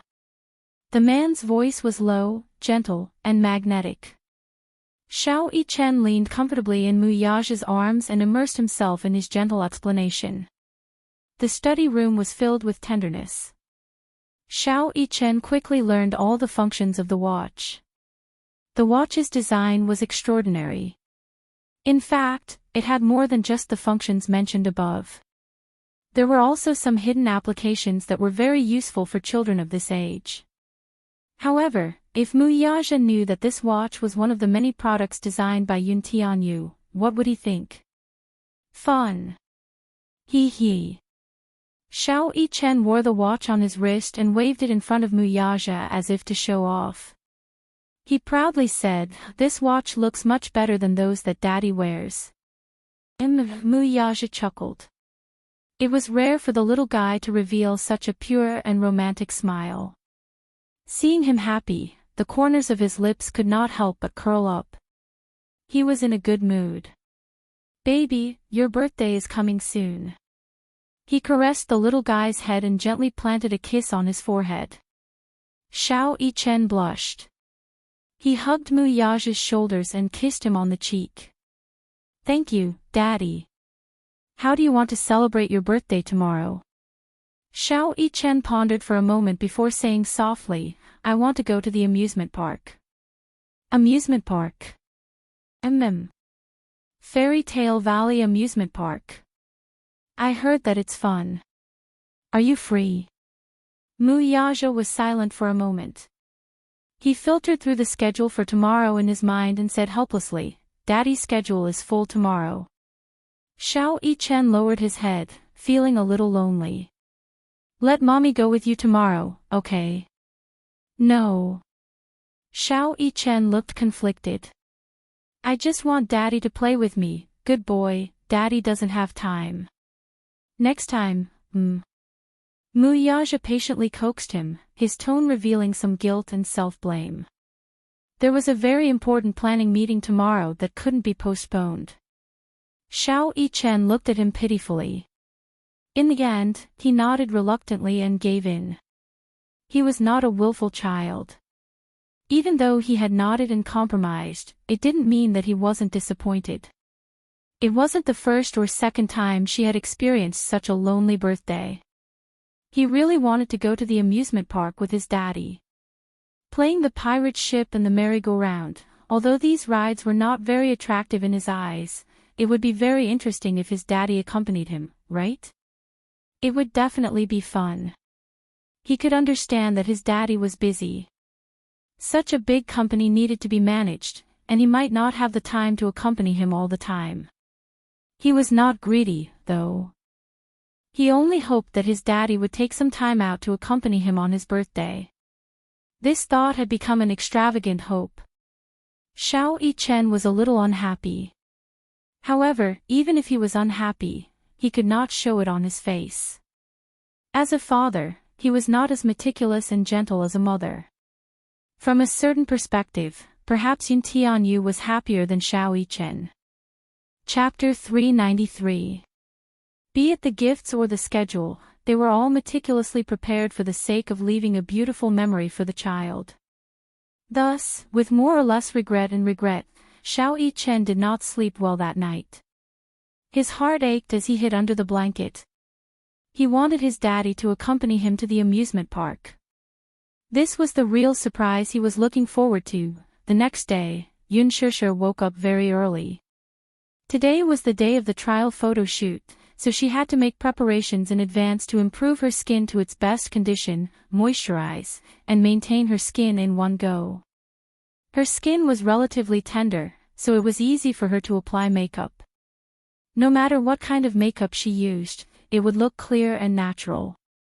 Hence, when she usually appeared barefaced, people would often mistake her for wearing a thick layer of foundation.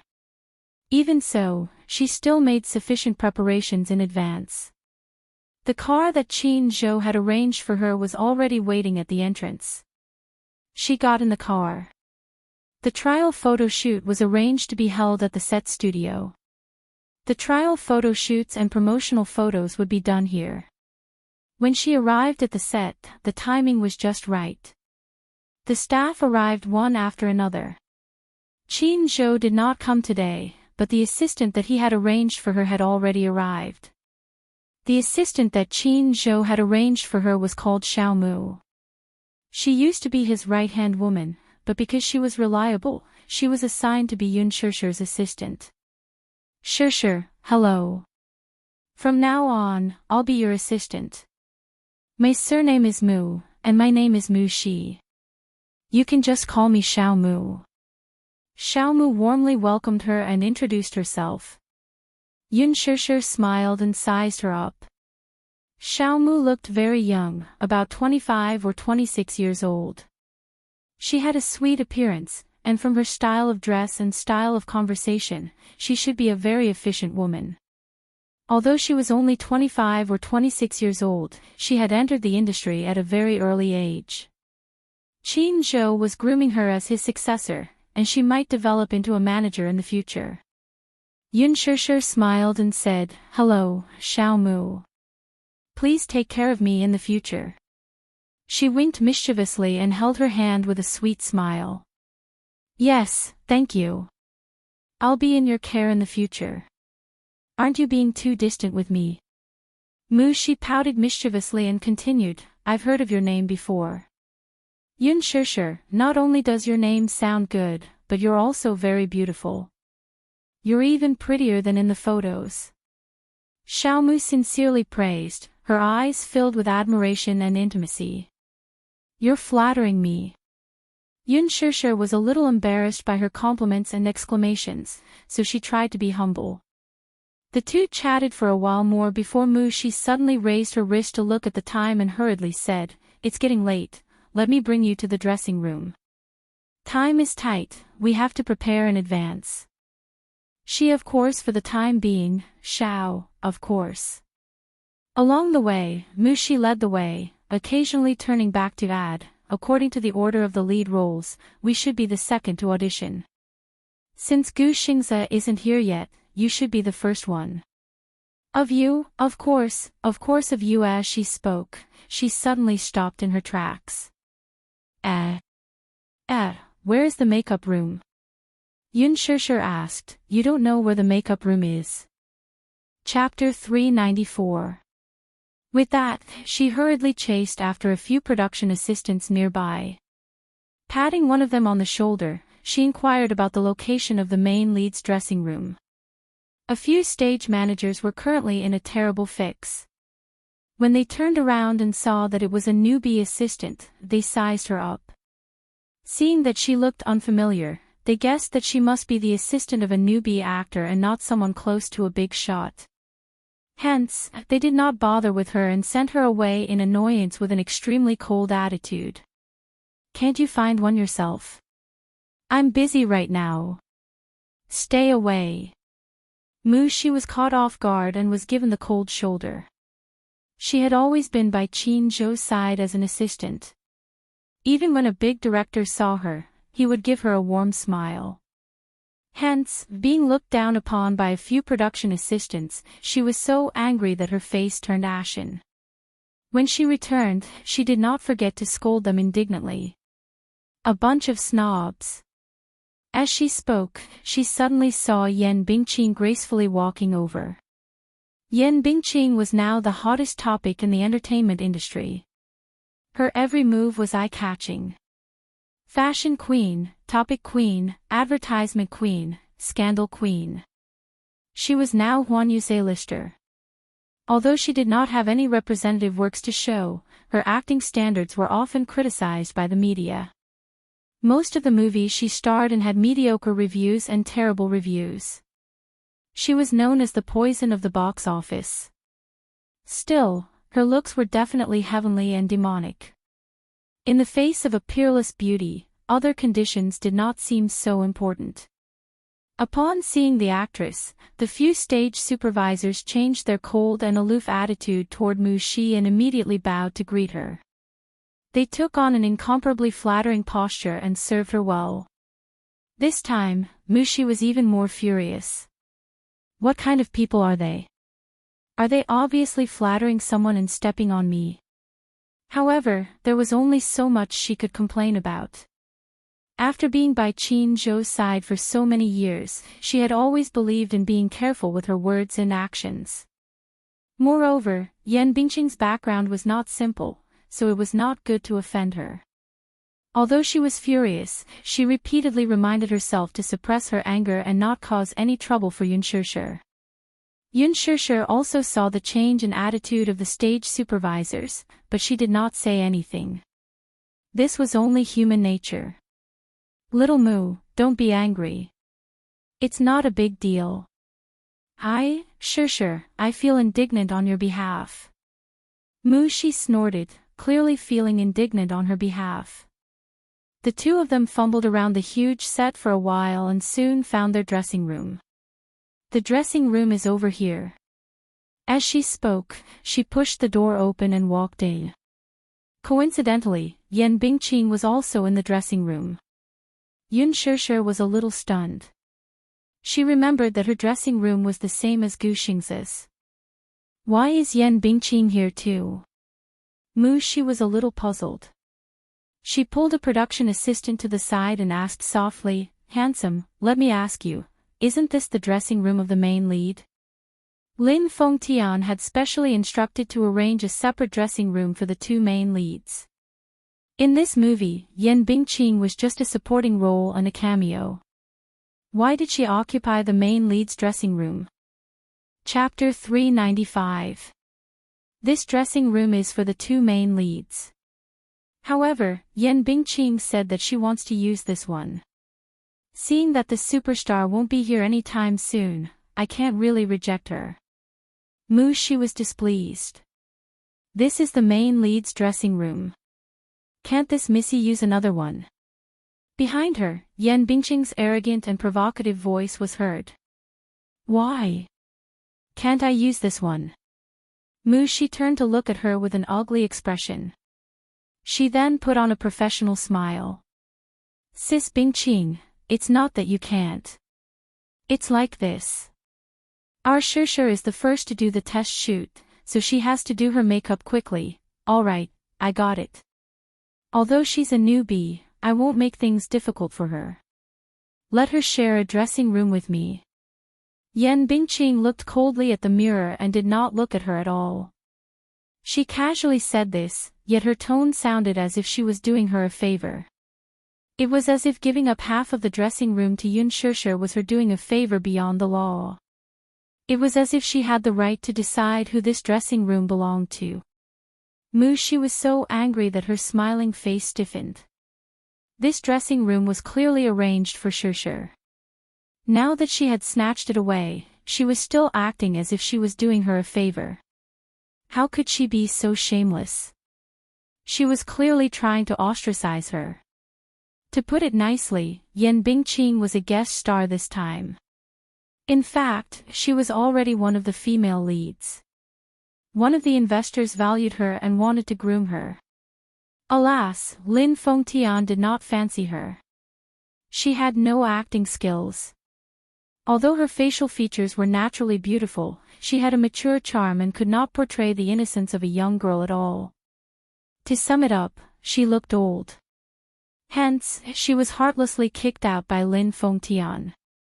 This Yan Bingqing must have seen that Lin Fengtian had chosen a newcomer. She must have held a grudge and was secretly jealous.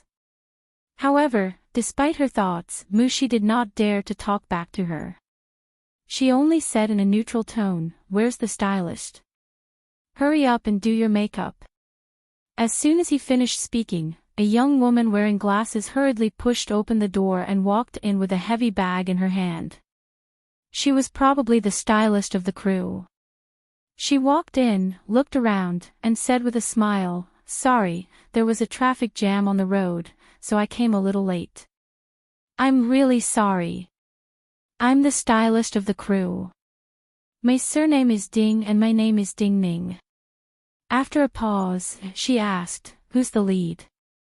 Mushi smiled and held Yun Shusher's hand. "Hello, Miss Ding. This is the female lead, Yun Shusher." Ding Ning immediately greeted politely, "Hello, Shusher." Just as the atmosphere was harmonious, ahem. Yan Bingqing sat in front of the largest dressing table. Seeing that Ding Ning did not notice her immediately, she cleared her throat with a displeased expression.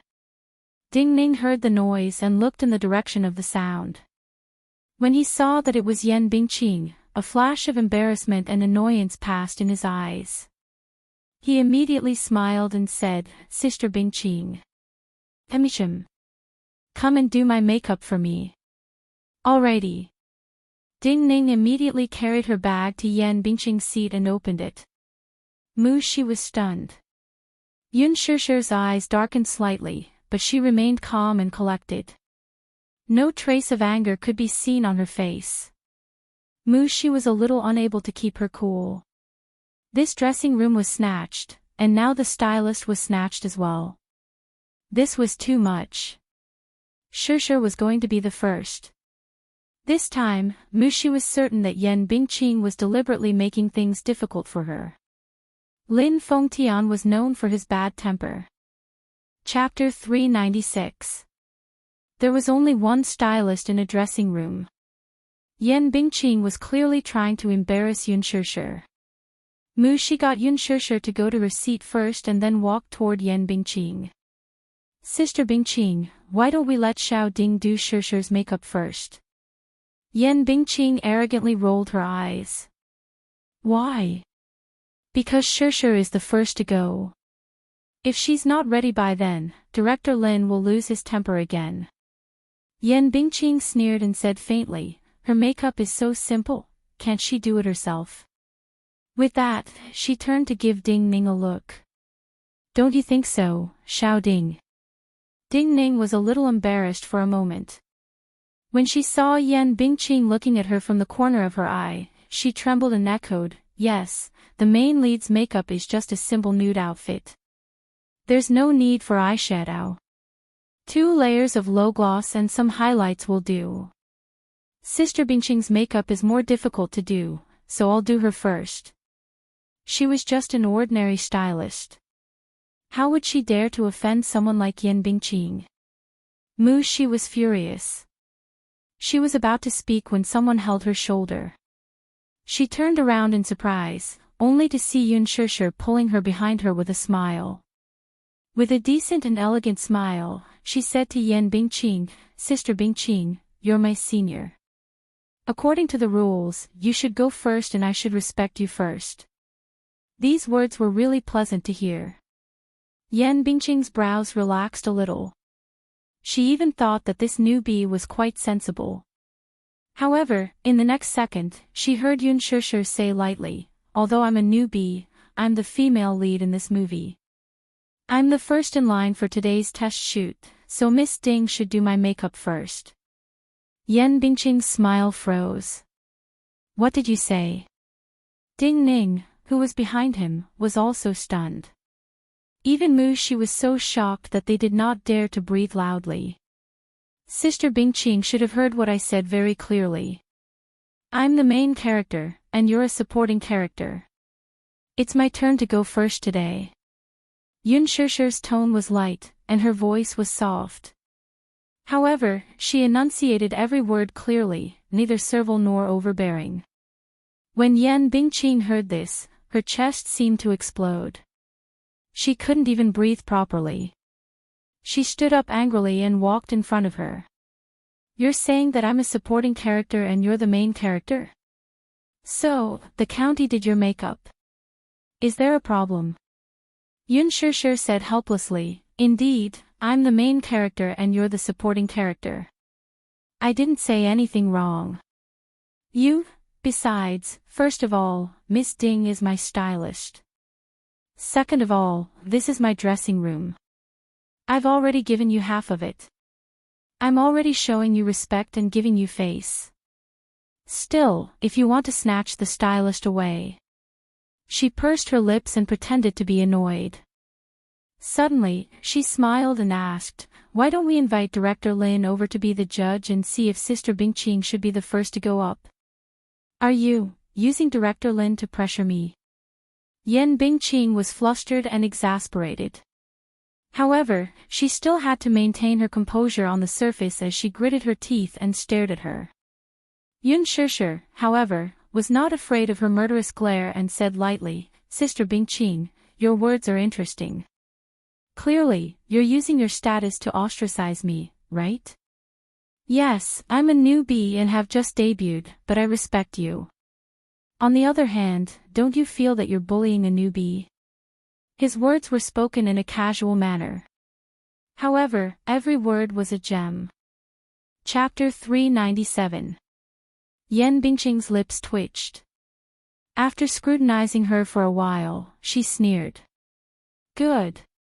Interesting. Yun Shishir, let's wait and see."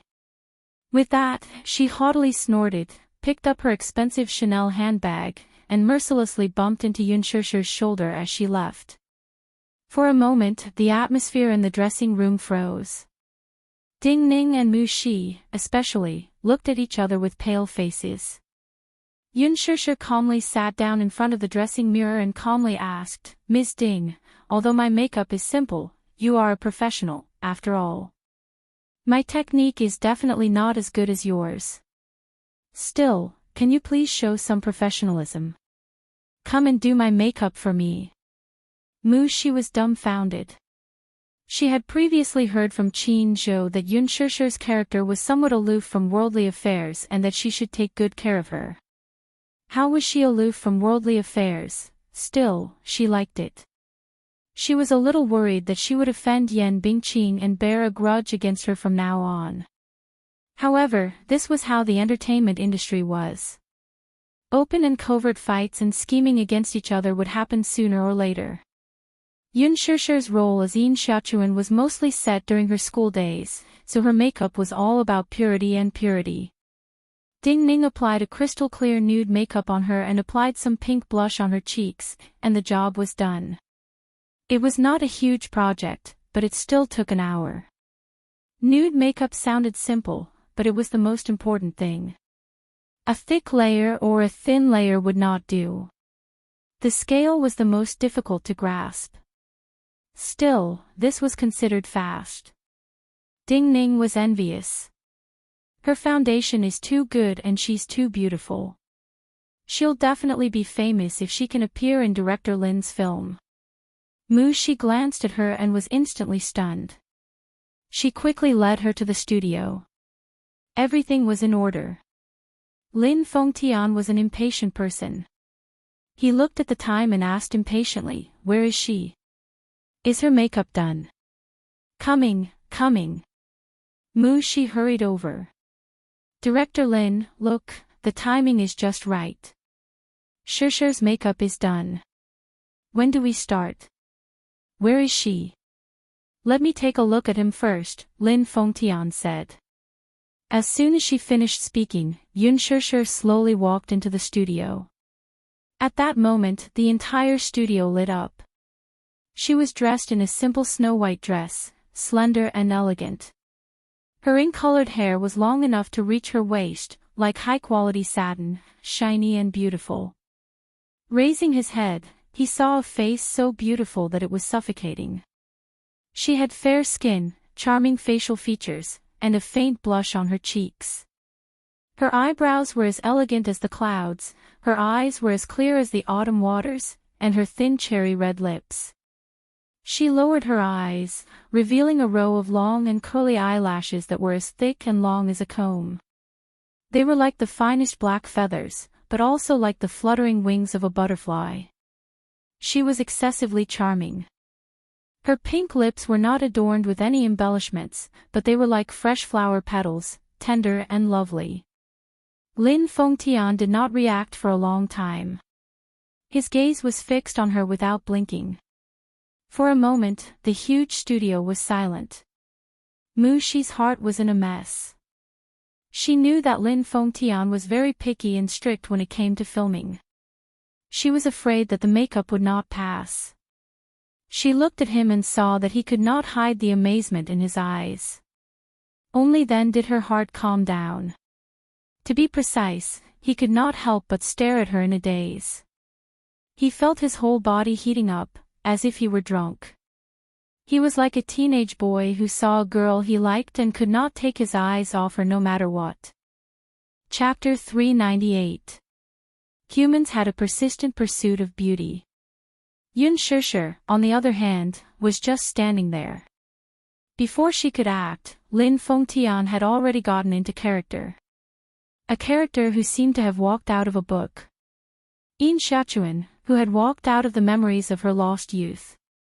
She was so beautiful that she could not be tarnished by anything in the world. "Director Lin." Mu Shi cautiously called out from the side. Lin Fengtian suddenly returned to his senses and could not help but praise, "Not bad. You have the feeling of Yin Shachuan." Yun Shishi's lips curled into a slight smile when she heard this. She was in a good mood. The process of the test shoot went very smoothly. Yin Shachuan, who was played by Yun Shishi, and Yin Dongyu, who was played by Gu Xingze, were biological siblings. This novel was about how the two were childhood sweethearts who relied on each other as they grew up. As they grew up, taboo feelings gradually developed between them. Yin Shachuan's character was simple and persistent. She was like a moth to a flame when it came to love. From the beginning to the end, she kept following Yin Dongyu's back. Yin Shachuan's infatuation was ultimately restrained by the world. Although Yin Dongyu's heart throbbed with love for her, he was forced to push her away time and time again due to ethics. Later, Yin Shachuan's mother unintentionally flipped through Yin Shachuan's diary. The desperate and sorrowful words of struggling in the abyss of misery were revealed. Only then did she realize that the siblings had developed feelings that they should not have. In a fit of anger, Yin Shachuan's mother sent her abroad to study. This was undoubtedly an exile. A few years later, Yin Shachuan received a long-distance call from her mother. Yin Dongyu had a fiancé and was about to get engaged. Yin Shachuan returned to her hometown with a sense of loss. However, in an accident, she was diagnosed with blood cancer. Yin Dongyu rushed to the hospital for a bone marrow examination, only to find out that his bone marrow and blood type did not match. The siblings were not related by blood. It turned out that when Yin Shachuan was born, the two children were swapped at birth, resulting in a torturous relationship. Lin Fengtian boasted of his ruthless foresight. Now, he was even more confident of his judgment. Yun Shishir and Yin Shachuan's temperament was very compatible. With a slight smile, her pure and flawless aura instantly infected the entire set. Therefore, during the filming, even Lin Fengtian, who was known for his strictness, was full of praise and praise. This newbie is too suitable for the role of Yin Shachuan. It's as if he just walked out of a book. The styling director clicked her tongue in wonder. At the side, not far away, Yan Bingqing's eyebrows furrowed. She looked displeased. It was unknown whether it was because of jealousy or unwillingness, but there seemed to be a cluster of flames burning in her chest. She hadn't even started putting on her makeup yet. When she heard that it had already started, she especially rushed over to take a look. Lin Fengtian was famous for being harsh. There was not a single actor on his set who did not get scolded. Even if it was a veteran actor, he would not give them any face. She had once appeared in one of Lin Fengtian's movies and was scolded in front of the entire set. She saw how proud Yun Shishir was just now. She wanted to see how Lin Fengtian would scold this newbie. In the end, to everyone's surprise, Lin Fengtian was very satisfied with this newbie. Yan Bingqing's face was contorted with jealousy. Yun Shishir was an eyesore to her. She had treated her with such an attitude just now. Hence, Yan Bingqing had formed a grudge with her. Humph, Yun Shishir, there will be plenty of time in the future. In the future, I want to see how capable you are. How dare you offend me? Chapter 399. The weather was clear and there were no clouds in the sky. Today was a good day to go out. Mu Yaja ended the meeting early and returned to the Mu residence. The servants were surprised to see him back. They had heard that he had an important meeting today and that he should be home late. Why was he home so early? In fact, his schedule was full today. However, last night, when he found out that his precious son wanted him to accompany him to the amusement park, he made a decision in his heart even though he did not agree. He planned to celebrate his son's birthday with him properly. Therefore, he arranged a video conference overnight and arranged everything in advance. He arrived at the company early in the morning and ended the meeting early. He managed to squeeze out most of the day. When he rushed home, it was still early. The amusement park opened at 9 o'clock. Mu Yaja thought that today was Children's Day and there would be a lot of people going to the amusement park. He carefully booked 2 VIP tickets. Usually, the amusement park would have VIP tickets. These tickets were usually expensive. Therefore, there were many attractions that could be enjoyed through the VIP channel and there was no need to queue for too long. He wanted to let the little guy enjoy himself as much as possible in the limited time he had. Mu Yaja glanced around the living room and asked, "Where's the little young master?" "He's reading comics in his room. He didn't go to the amusement park." It was as expected. Without his company, the little guy probably had no interest in going anywhere. Yes. The young mistress originally wanted to take him to play. But, the little young master said that he only wanted you to accompany him, so the young mistress accompanied the master to the Yongning temple to pray and eat vegetarian food. The servant told him the truth. "Yes. Help me get ready. I'll go out later." "Yes, young master." The servant quickly went to prepare.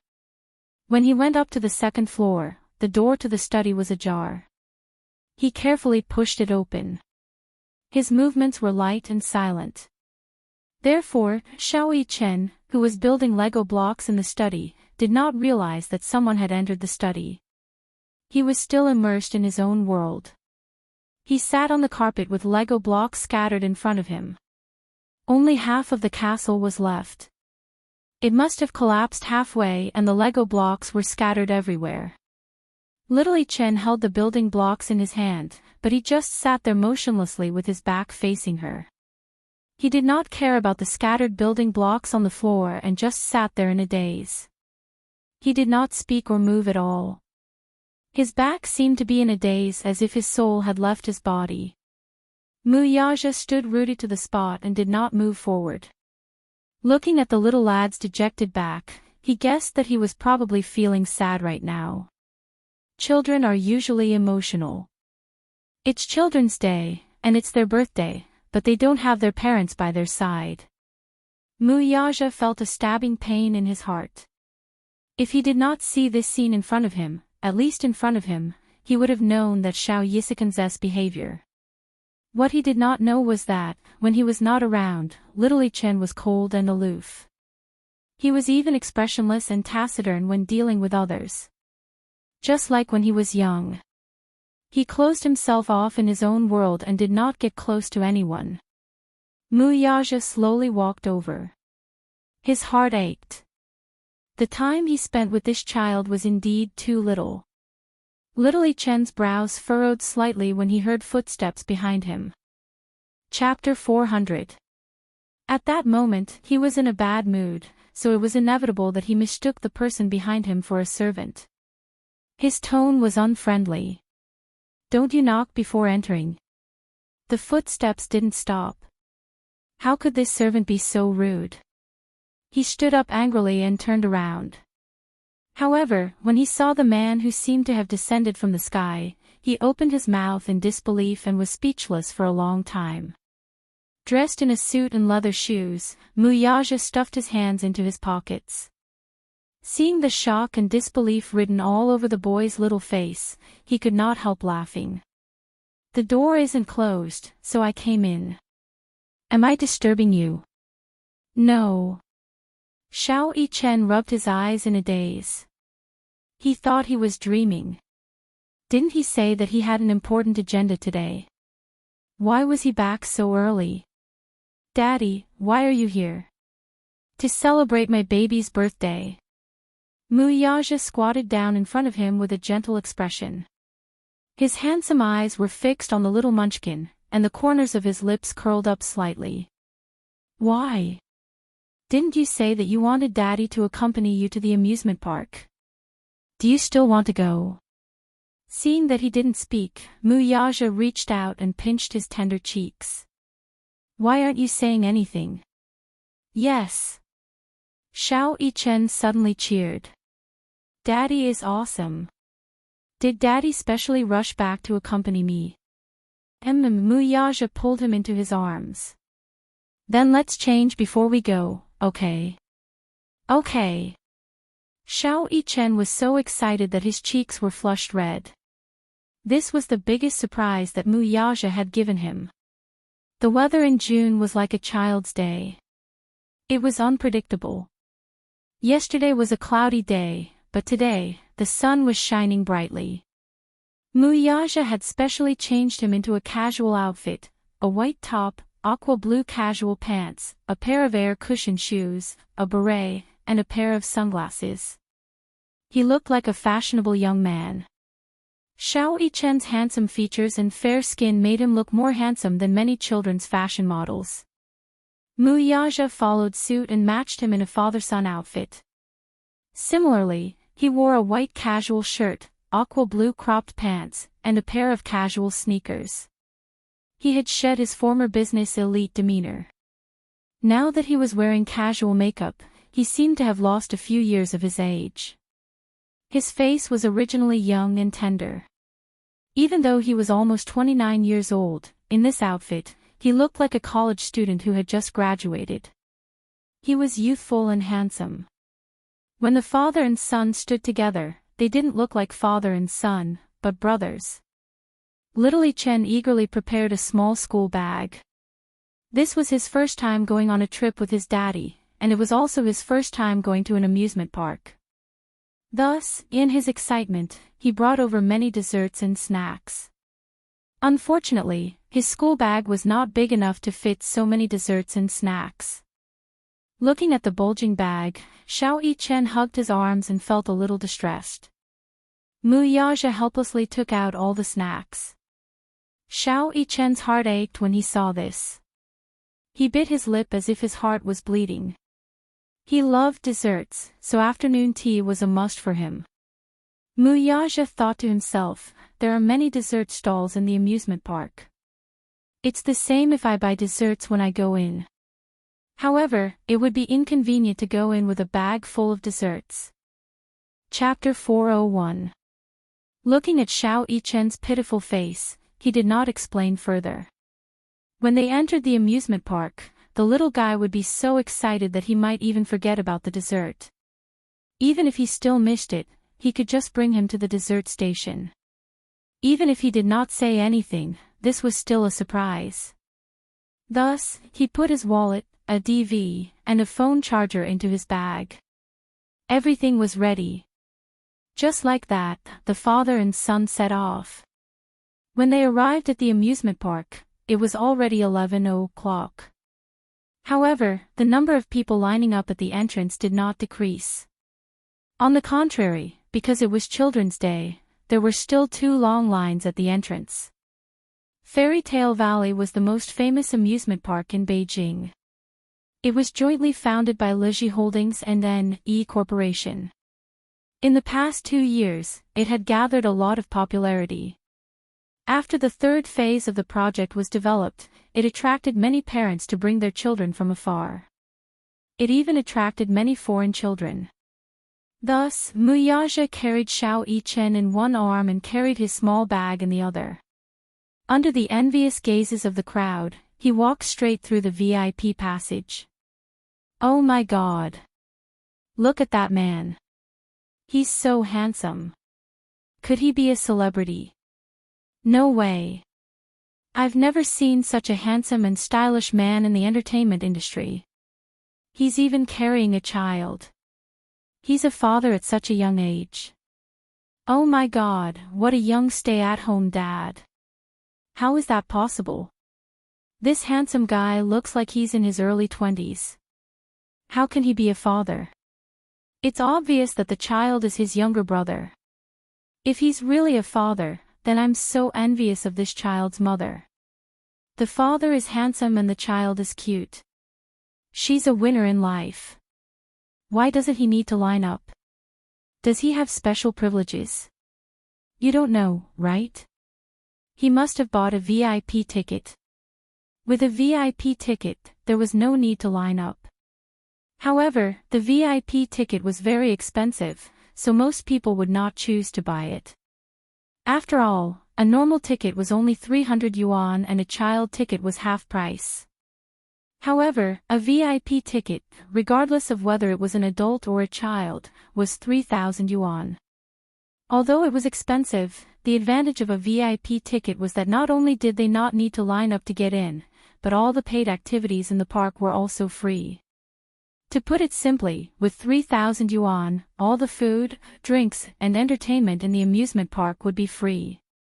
Moreover, there would be a special VIP passage for the amusement park, so there would be no need to line up.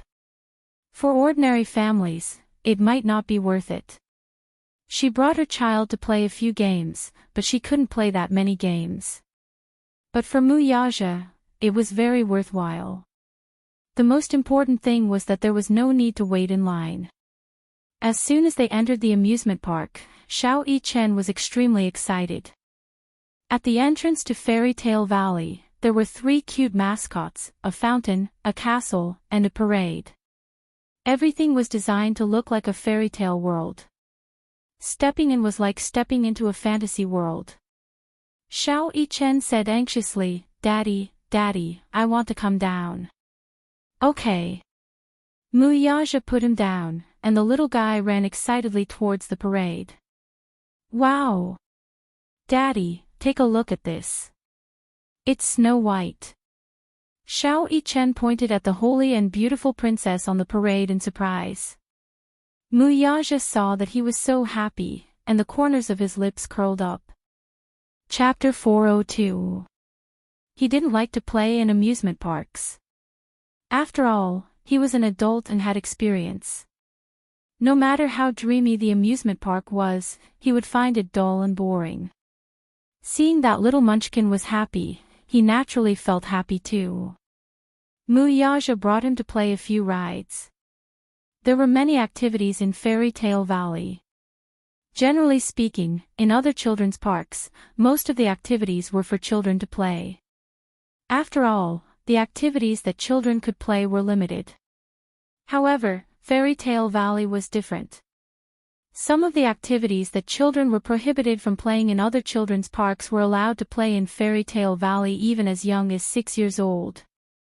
However, the high-altitude rides weren't as high, the express rides weren't as fast, and the safety measures were more carefully designed. At first, Muyaja was worried that the little guy wouldn't be able to adapt to the more exciting rides. Thus, he brought him to try a few of the simpler rides, such as an indoor roller coaster, a 4D action movie, and so on. Throughout the ride, the little guy was overjoyed. His little face was flushed with excitement. At this moment, he could see some of the characteristics that a 6-year-old should have. Carefree, naive, and unaffected. It turned out that the child's cold personality wasn't innate. It was because he lacked companionship. "Daddy, I want to play the Tong Tian Tower." Xiao Yichen pointed at the 30-meter tall tower not far away and suggested excitedly. Just as he said that, a heart-wrenching scream came from the tower. It was very exciting. "It's so tall. Aren't you afraid?" Muyaja frowned. Xiao Yichen looked fearless. He straightened his little body and said, "I'm not afraid. Daddy is here. Daddy will protect me. Okay, let's go." After saying that, he held little Munchkin's hand and walked towards the Tong Tian Tower. However, a surprised voice came from behind. "Brother Mu." Muyaja turned around and saw a young woman holding a hydrogen balloon in her left hand and a 5-year-old girl in her right hand. She was walking towards him in surprise.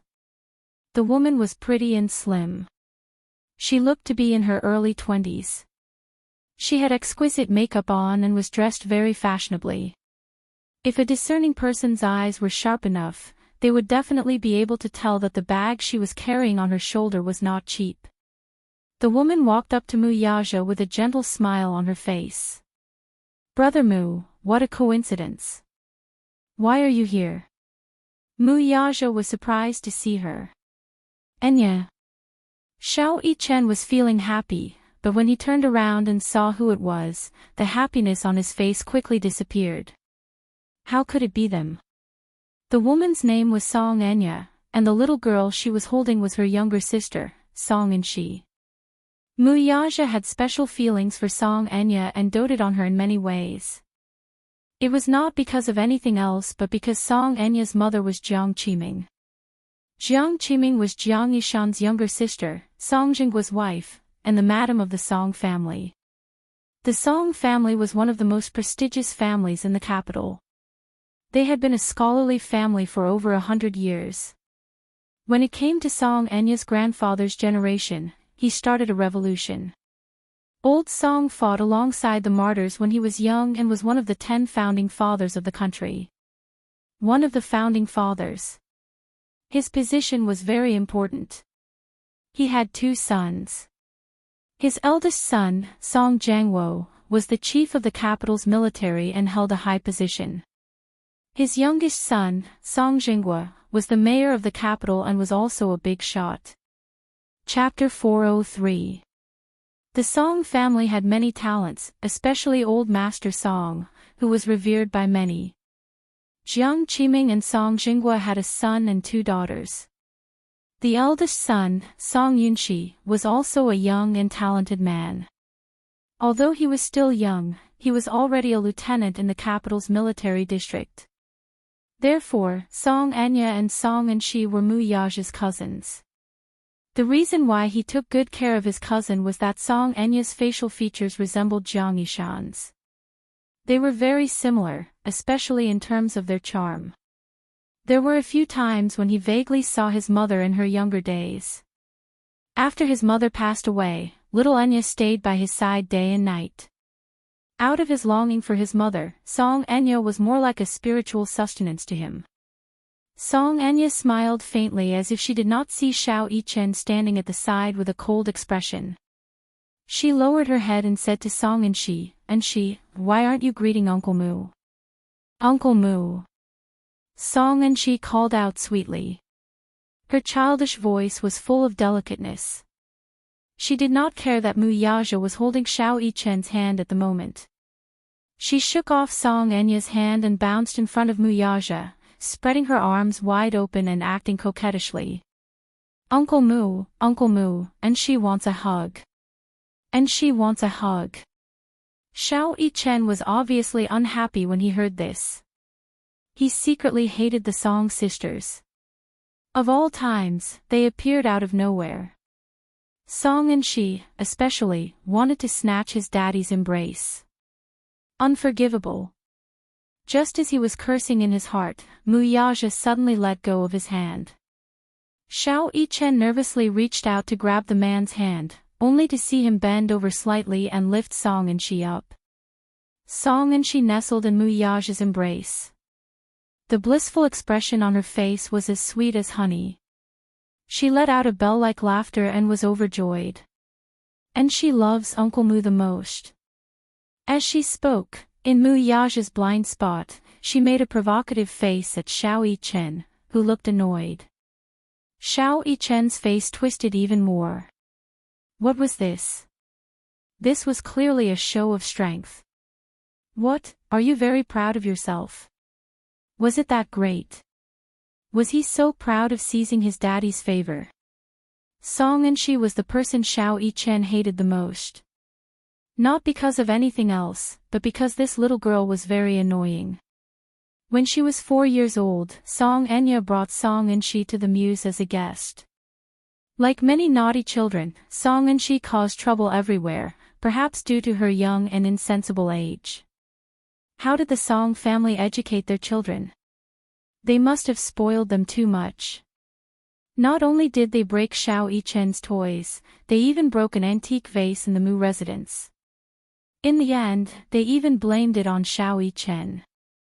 Xiao Yichen felt so wrong that he had no one to complain to. In the end, what else could he do? Even though the muse knew that Song and she was talking, they could not expose her openly.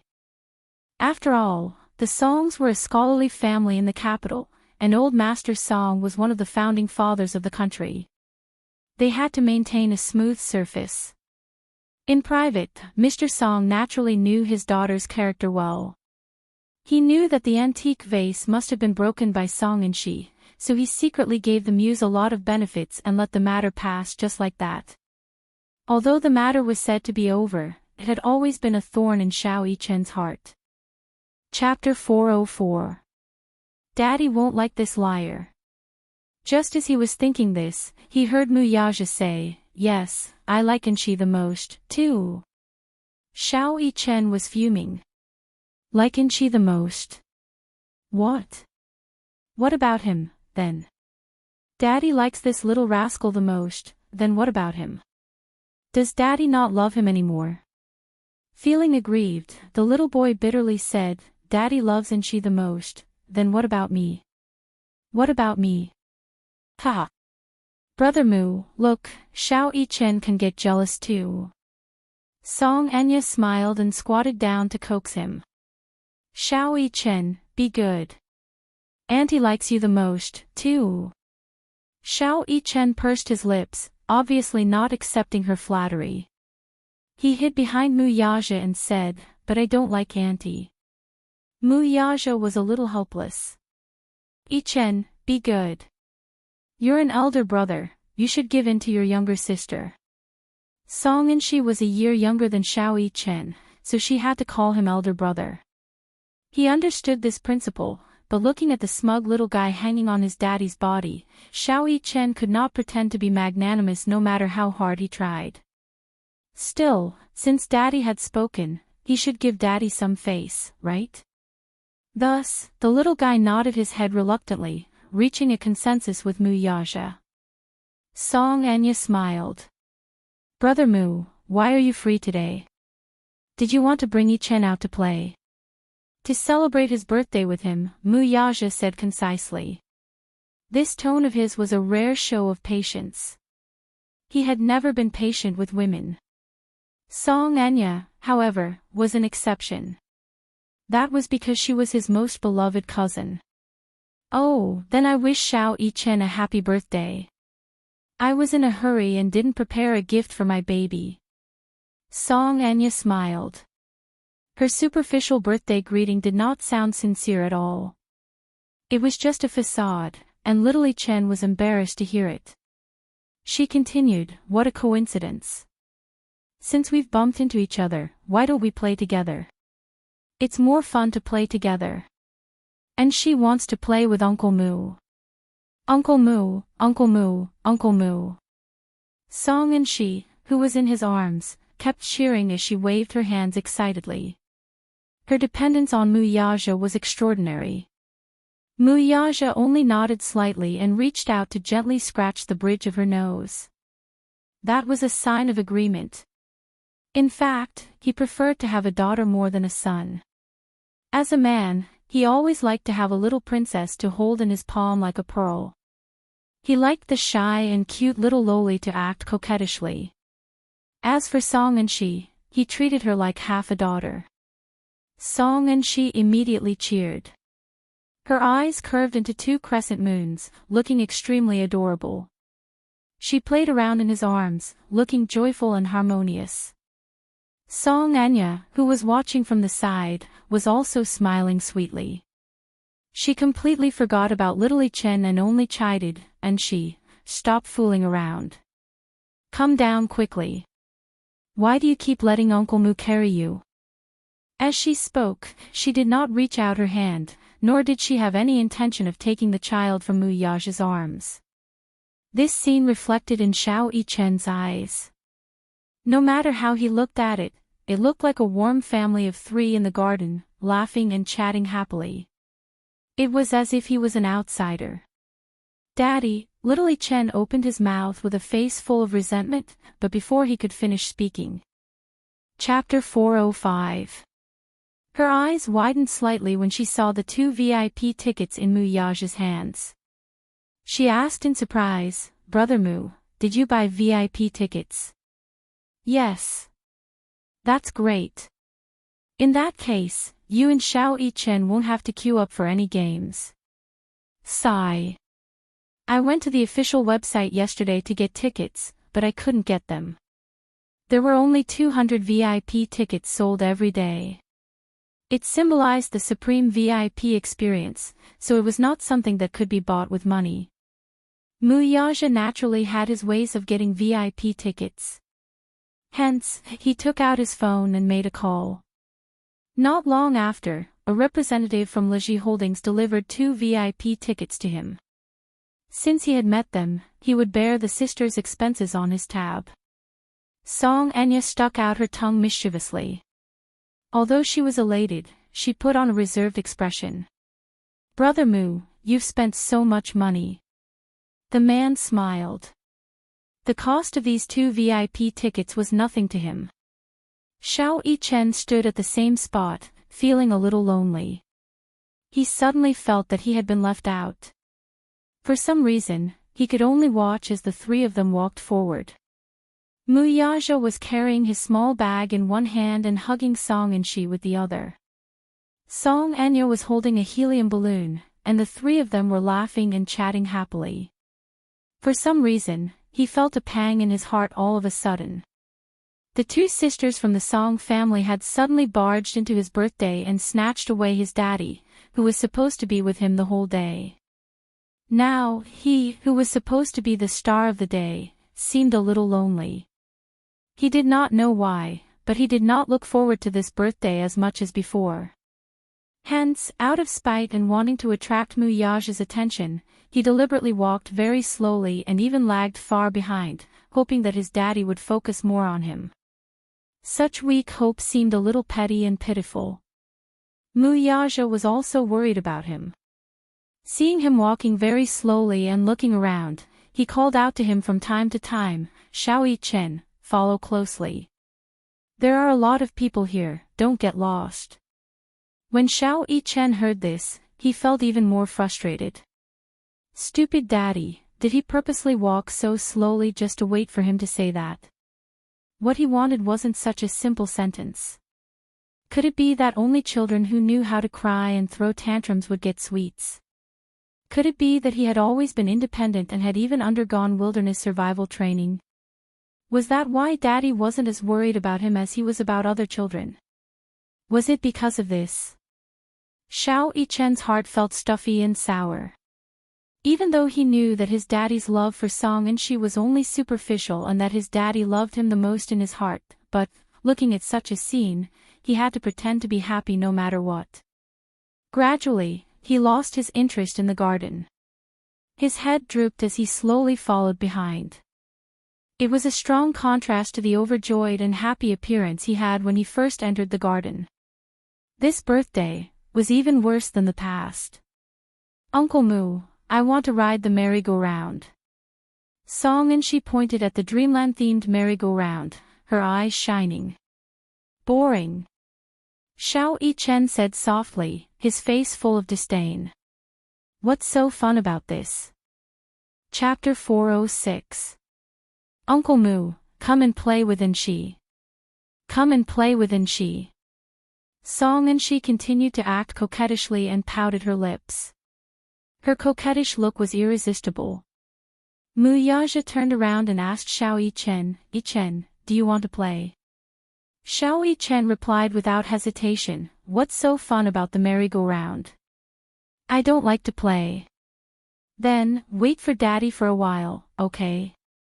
Mu Yaja said as he carried Song and she to play. Song Enya lifted her skirt and followed closely behind. The little lad snorted and leaned against the railing as he watched the three of them get on the merry-go-round. It felt as if he belonged to two different worlds. Daddy, on the other hand, was no longer in his world. Little girls liked romantic and dreamy things. Fairy Tale Valley's merry-go-round suited Song and she's taste. Sitting on the merry-go-round, she felt as if she was in a beautiful dreamland. When the merry-go-round ended and they walked out, Song and she still seemed unsatisfied and kept clamoring for another round. Unable to persuade her, Song Enya could only look expectantly at Mu Yaja. The latter clearly did not want to ride the merry-go-round a second time. A big man, who was 1.9 meters tall, sat on the merry-go-round with nowhere to put his long legs, so he could only sit sideways with the child in his arms. As the merry-go-round turned, many pairs of eyes focused on him, making him feel very uncomfortable. He did not like this feeling. Thus, he said, "You play with her. I'll accompany Xiao Yi-chen to take a look." Song Enya knew how to read people's expressions. She knew that although Mu Yaja had always indulged her and her sister, there was a limit to his patience. Thus, she did not insist on it and carried Song and she away. Song and she stared at Mu Yaja with wide eyes and pouted. She felt a little wronged and disappointed, but she did not cry or make a fuss. Mu Yaja walked toward little Yi-chen, only to see the little lad leaning against the railing with a forlorn expression. He seemed to be in low spirits. Knowing that he had neglected him a little, he felt a little unhappy. "What do you want to play?" "Daddy will play with you." Mu Yaja hugged him and coaxed him gently. The little guy, however, turned his face to the side. His eyelids were drooping, and he did not look very happy. "There's nothing in particular. Didn't you just say that you want to play the tower?" Mu Yaja gently replied, "Daddy will sit with you." "I don't want to." Little Yi-chen threw a tantrum and stubbornly turned his back on him. He did not want to bother with him anymore. Mu Yaja ignored the boy's tantrum, though, and carried him to the Tower of Babel. At first, Xiao Yi-chen resisted unhappily and struggled in his arms. However, no matter how much he struggled, he was nothing more than a little kitten throwing a tantrum to Mu Yaja. Children were always easy to coax. He easily soothed his little mood and brought him to the tower. After buckling his seatbelt, the little guy's attention was all on the machine that was about to start. He looked around nervously and excitedly. 3, 2, 1. Following the urgent countdown, the machine was on the verge of starting and instantly lifted them 30 meters into the air. The sudden rise, the pressure of the pressure, and the view from above made Xiao Yichen scream uncontrollably. Mu Yaja, who was standing at the side, appeared to be calm and composed. Chapter 407. Compared to the high-altitude parachuting that he had done during his special training, this event seemed like a child's play. It was merely a 30-meter-high parachute jump, but it didn't hurt him at all. Children, on the other hand, were different. Whether it was their physical or mental state, they were much weaker. Therefore, Xiao Yichen's screams and laughter could be heard throughout the entire process. When the game ended, Xiao Yichen was still in a state of shock, but he still wanted to continue. He felt that the Tower of Babel was very exciting and fun. Most children would naturally want to try something fun again, and he was no exception. Thus, Mu Yaja played with him again. When they walked down the Tower of Babel for the second time, Xiao Yichen held Mu Yaja's hand and danced around excitedly. He kept explaining the beautiful scenery that he had seen during the process of ascending. In an instant, it was as if all the unhappiness from before had vanished into thin air. Children were just that innocent and cute. They wouldn't remember anything for too long. After that, Mu Yaja seemed to have realized that he had neglected Xiao Yichen by always carrying Song and Shi in his arms. Feeling guilty, he continued to carry Xiao Yichen in his arms and didn't put him down. His energy was astonishing. Xiao Yichen was much heavier than Song and Shi, but he continued to carry him in his arms and couldn't bear to put him down. Every time Song and Shi opened her arms and asked Mu Yaja to carry her, Xiao Yichen would immediately wrap his arms around Mu Yaja's shoulders. This was a silent declaration of his exclusive rights. Every time this happened, it was Song and Shi's turn to pout and stomp her feet in anger. She was in a bad mood. However, no matter how unhappy she was, no matter how much she cried, Mu Yaja never hugged her again. At least for today, he had to accompany the little guy. Otherwise, it would be meaningless for him to rush back to celebrate his birthday with him. Xiao Yichen's happiness was the most important thing right now. Nothing else mattered to him. Song and Shi looked at Xiao Yichen, who was once again occupying Mu Yaja's arms. Her expression was so ugly that it was as if she had swallowed a few flies. Every time she finished a game, she wanted to be hugged by Mu Yaja, but Xiao Yichen refused to leave Mu Yaja's arms. There was nothing she could do. Song and Shi's face was contorted in anger. Xiao Yichen felt his mood lighten up when he saw her deflated expression. Song and Shi saw this and was jealous. Therefore, when everyone was taking a break, she mentioned that she wanted to eat dessert. Mu Yaja wanted to buy some desserts for Xiao Yichen, so he asked them to wait in their seats and rushed to the dessert station.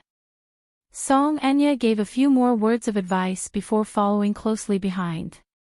Only the two little lads were left on the other side. Xiao Yichen was bored, so he took out his favorite toy and fiddled with it. Song and Shi also wanted it when she saw it, so she reached out to snatch it. Xiao Yichen nimbly dodged her little paw and said unhappily, "Didn't your mommy teach you manners? How can you casually take other people's things?" Song and Shi snorted. "TSK. Cheapskate, drink some cold water. Do you think I care about your lousy toy? I don't want you to care about it either. You're the cheapskate." Xiao Yichen stuck out his tongue and made a funny face. This time, the little lass was completely enraged. "Humph. I think you're obviously jealous of me. You're jealous that Uncle Mu likes me more than you. What nonsense are you talking about?" Xiao Yichen sneered. "Daddy clearly likes me the most. Who do you think you are?" Chapter 408. With her hands on her hips, Song Enshi pointed at him and announced the truth arrogantly. Xiao Yichen was a little angry. He was supposed to be confident, but when he thought of his daddy's doting gaze when he hugged Song Enshi, he felt a stab in his heart. Indeed, he felt a little uncomfortable. Even the little one's tone was not firm enough. "You're spouting nonsense." "How am I spouting nonsense? Didn't you see it just now? Uncle Mu likes me a lot. Don't you dare deny it." Song Enshi was spoiled rotten at home, so her words were unforgiving and aggressive. Xiao Yichen said angrily, "Who do you think you are? You're a member of the Song family, an outsider. How can daddy like you? I'm the one daddy likes the most. That's me. Look at the birthday present he gave me yesterday. It's very cool, isn't it?" As he spoke, he flashed his smart watch at her. His good-looking eyebrows raised proudly. This was considered a show-off. Song Enshi's attention was immediately drawn to the watch on his wrist. She had never seen such a novel thing before, so she leaned over to take a look. Xiao Yichen pushed her head to the side with a look of disgust. "Don't come over. Go away. Why did you push me?" Song Enshi was a little angry. She clenched her little fists and yelled at him. "Because you're ugly.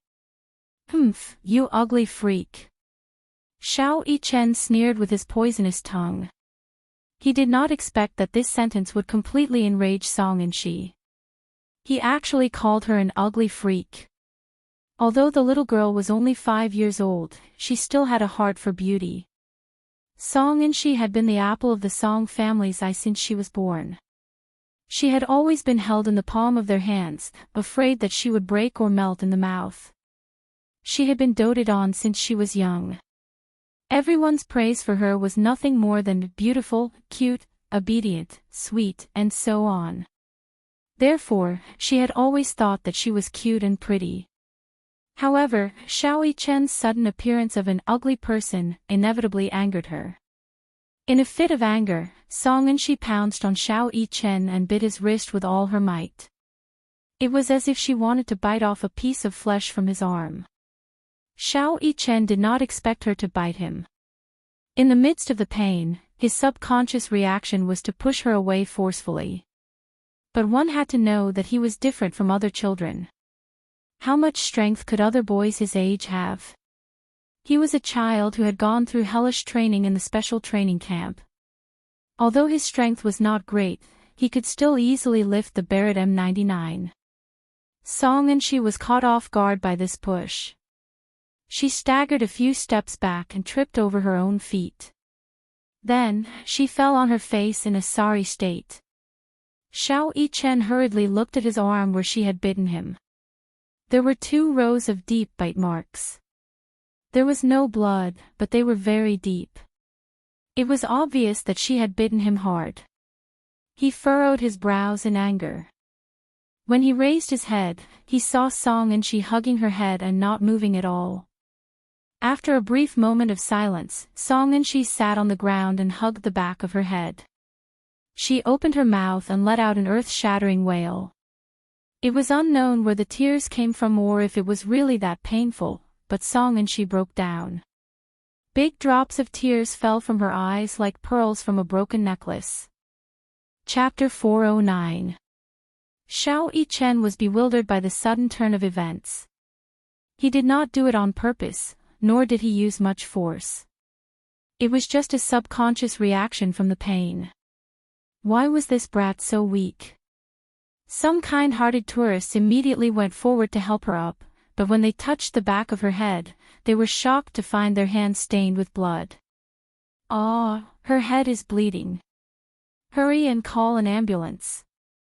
"Yes, it's a little serious." Xiao Yichen took a step back in shock when he saw this. He did not expect things to turn out this way. He did not use much force, and he did not do it on purpose. He remembered that he had controlled his strength. Coincidentally, Mu Yaja and Song Enya were returning from buying desserts when they heard the girl's childish and hoarse cries from afar. Song Enya's heart skipped a beat and she immediately rushed over. She saw Song Enshi sitting on the ground, crying her heart out. A few tourists around her tried to comfort her, but to no avail. And Song Enya was so frightened that her face turned pale. She threw the desserts aside and hurried over to carry her daughter. This hug was terrible. When the child saw her family, it was inevitable for her to be pretentious. Song Enshi cried even harder and louder. She pointed at Xiao Yichen, who was standing motionlessly at the side, and complained, He bullied me. He pushed me and called me ugly. Boo-hoo. And she is in so much pain. When Song Enya saw her crying hysterically, she glanced around and saw the fresh blood on the hands of passers-by. Alarmed, she touched the back of Song Enshi's head.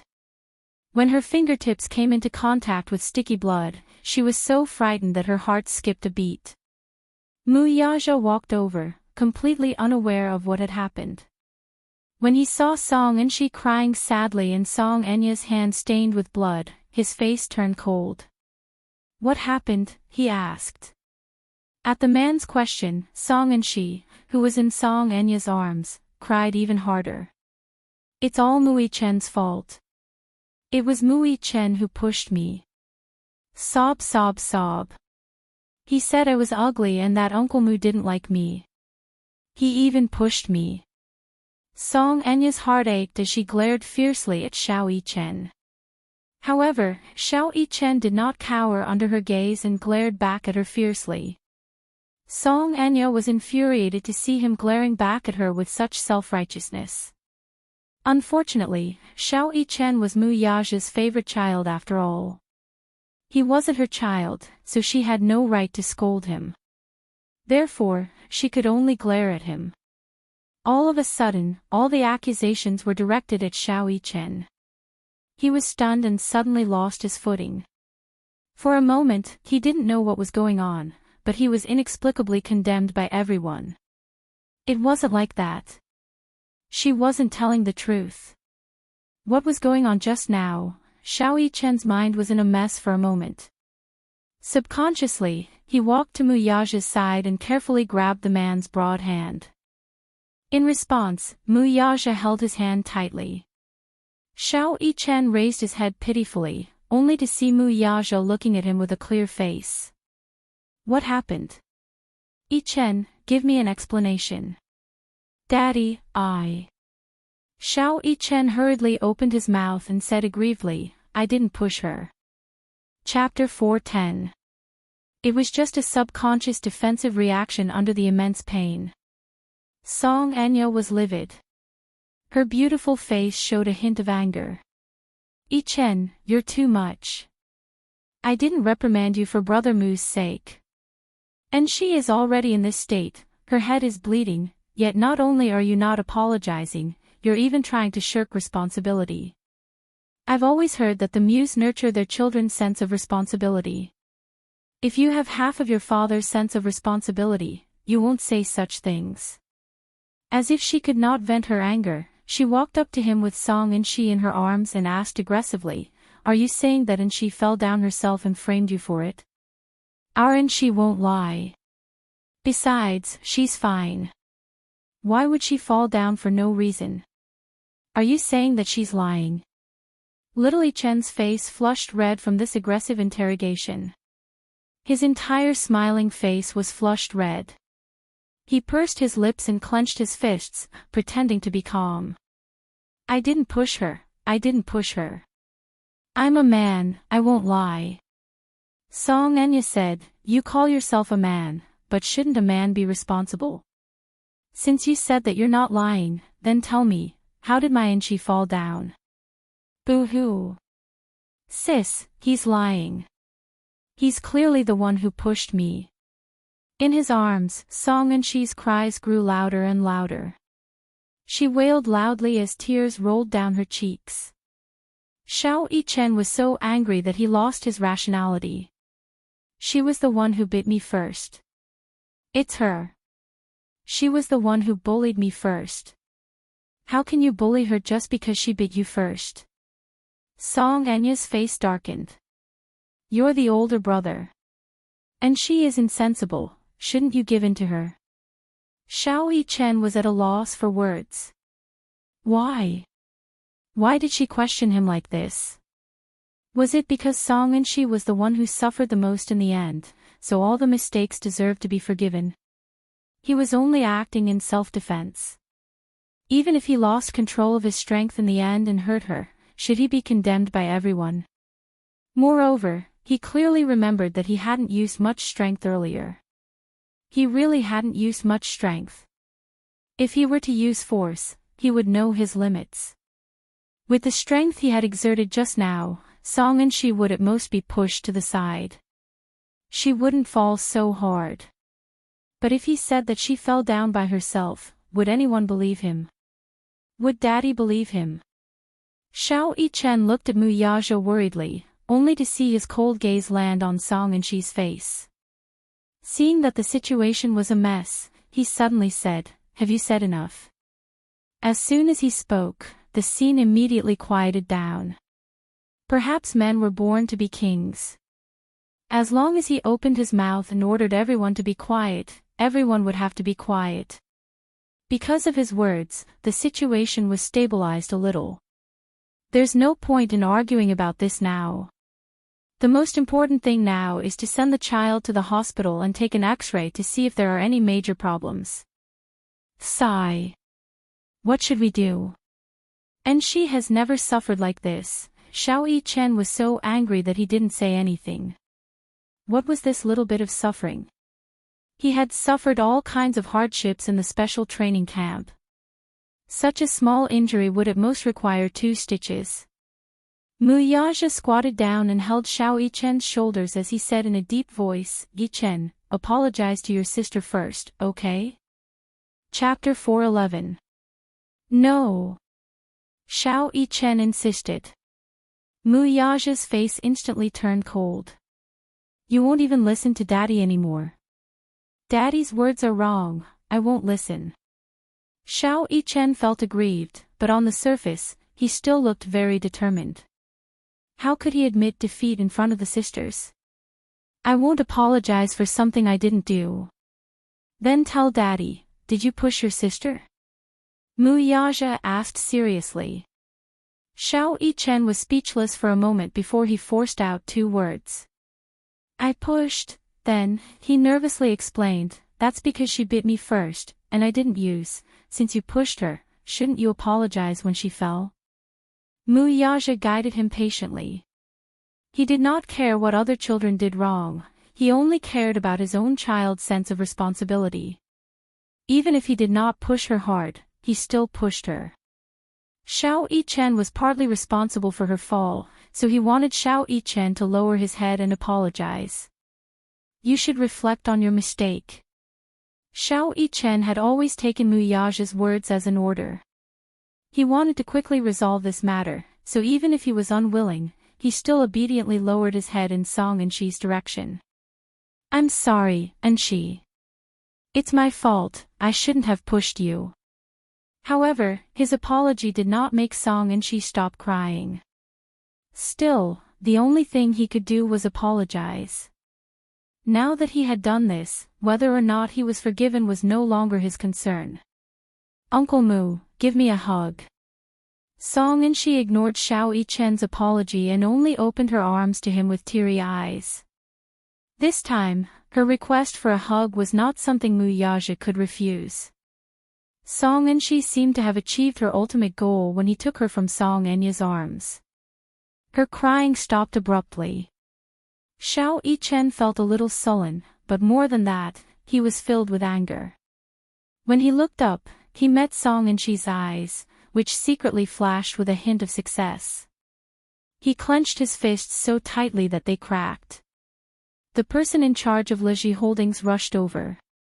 On this day, Li Hanlin happened to be inspecting a new project in Fairy Tale Valley. When he heard that a child was in trouble, he immediately contacted the medical staff and rushed over. When he saw the people in front of him, the corners of his eyes twitched slightly. Headmaster Li. Mu Yaja narrowed his eyes, clearly recognizing him at a glance. Ha! What a coincidence! Li Hanlin said awkwardly. Hello, Chairman Mu. The medical staff came over with a stretcher. They wanted to take Song and Shi from Mu Yaja's arms, but little and Shi refused to let go. She insisted that Mu Yaja carry her, so they had no choice but to compromise. Uncle Mu, will you accompany me? Okay, be good. Uncle Mu will accompany you. Okay. With Uncle Mu by my side, I'm not afraid of anything. Song and Shi sobbed, looking very pitiful. Xiao Yichen stood alone on the spot until he saw Mu Yaja carrying Song and Shi into the ambulance. In a moment of panic, he hurriedly asked, Daddy, aren't you going to celebrate my birthday with me? Let's get in the car together. We'll accompany Shi to the hospital first. But today is my birthday. Xiao Yichen argued with a forced smile. Mu Yaja's eyes turned cold, and his voice deepened. I'll accompany you to play next time. Let's forget about today. Forget it. How could he forget it? Xiao Yichen stubbornly refused to budge and stammered, I don't want to. Chapter 4:12. What? I said I don't want to. I don't want a next time. I only want today. I want today. Daddy, play with me. Xiao Yichen vented all the grievances and bitterness in his heart. He rarely cried, but when he blurted out these words, his eyes couldn't help but moisten. What next time? Was there really going to be a next time? But, why? It was his birthday today. He had been looking forward to it. It was rare that his daddy was willing to play with him. Yichen, don't be so willful. I want to stay and play. I don't want to accompany her to the hospital. I don't want to. Xiao Yichen pouted.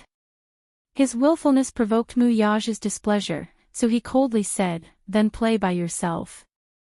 Anyway, he had already informed the person in charge of Fairy Tale Valley beforehand. Even if he wasn't around, there would be someone to accompany the little guy. If he wanted to play, then he would let him play to his heart's content in the amusement park. With a bang, the car door slammed shut. The ambulance screeched away. Xiao Yichen stood rooted to the ground, dumbfounded.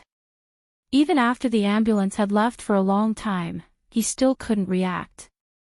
Did his daddy abandon him? Did he not want him anymore?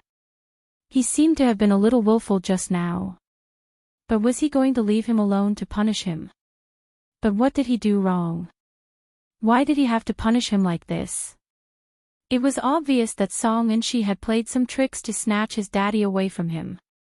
He should have obediently gotten into the car and shouldn't have been so willful to say that he wanted to stay and play. However, he was holding back his anger and was unwilling to compromise. It wasn't because he was obsessed with his birthday, but because he felt wronged. Why was everything he had been looking forward to being destroyed so easily?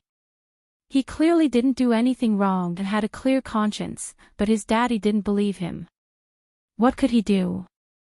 Xiao Yichen hung his head low, and his mouth twitched uncontrollably. He wanted to cry, but he, who had never shed tears, held it in. As if in a fit of pique, he fiercely wiped away the tears at the corner of his eyes with the back of his hand. When he looked up, his expression was still cold and silent. Leave, all of you. Let's go, let's all go. Even if he was alone, he could still enjoy himself. Li Hanlin walked up to Xiao Yichen and squatted down beside him. He was amazed that the little guy looked so much like President Yun. Normally, twins rarely looked so similar. Young Master Mu.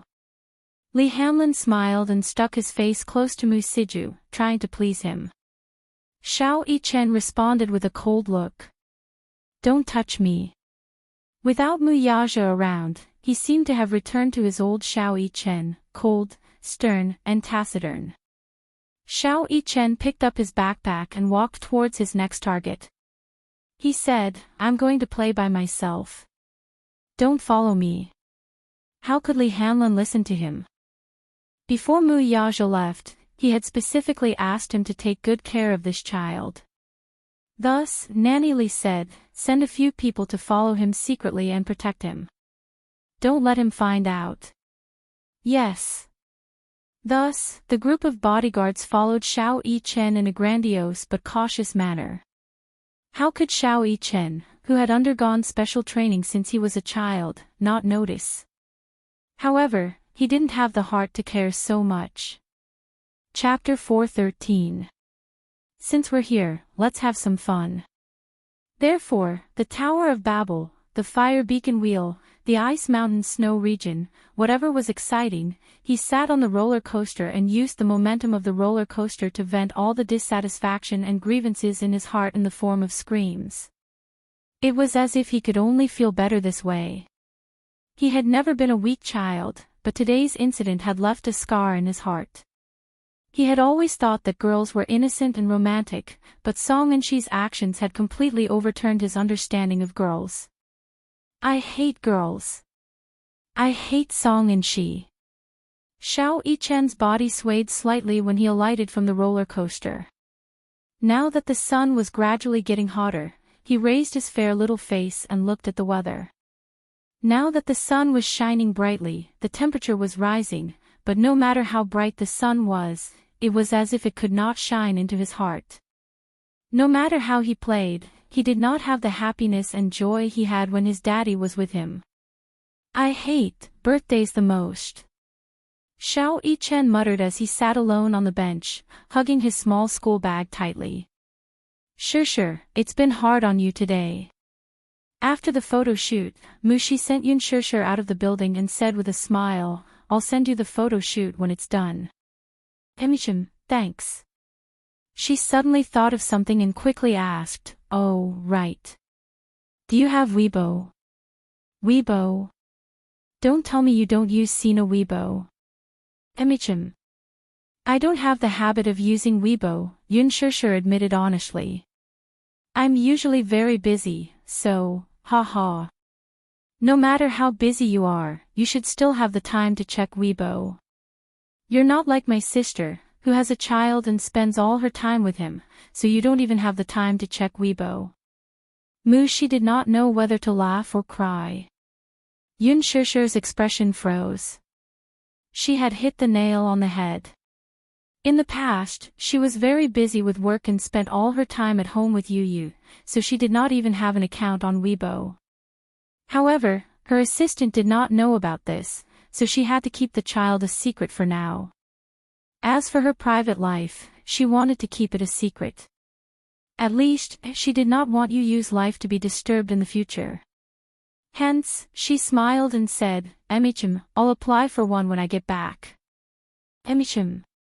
Let me know when you're done, I'll get you a V certification. Mu Shi then waved her hand. Wait for my notice. When Yun Sure hurried home, Yun Tianyu was already eagerly waiting for her in the living room.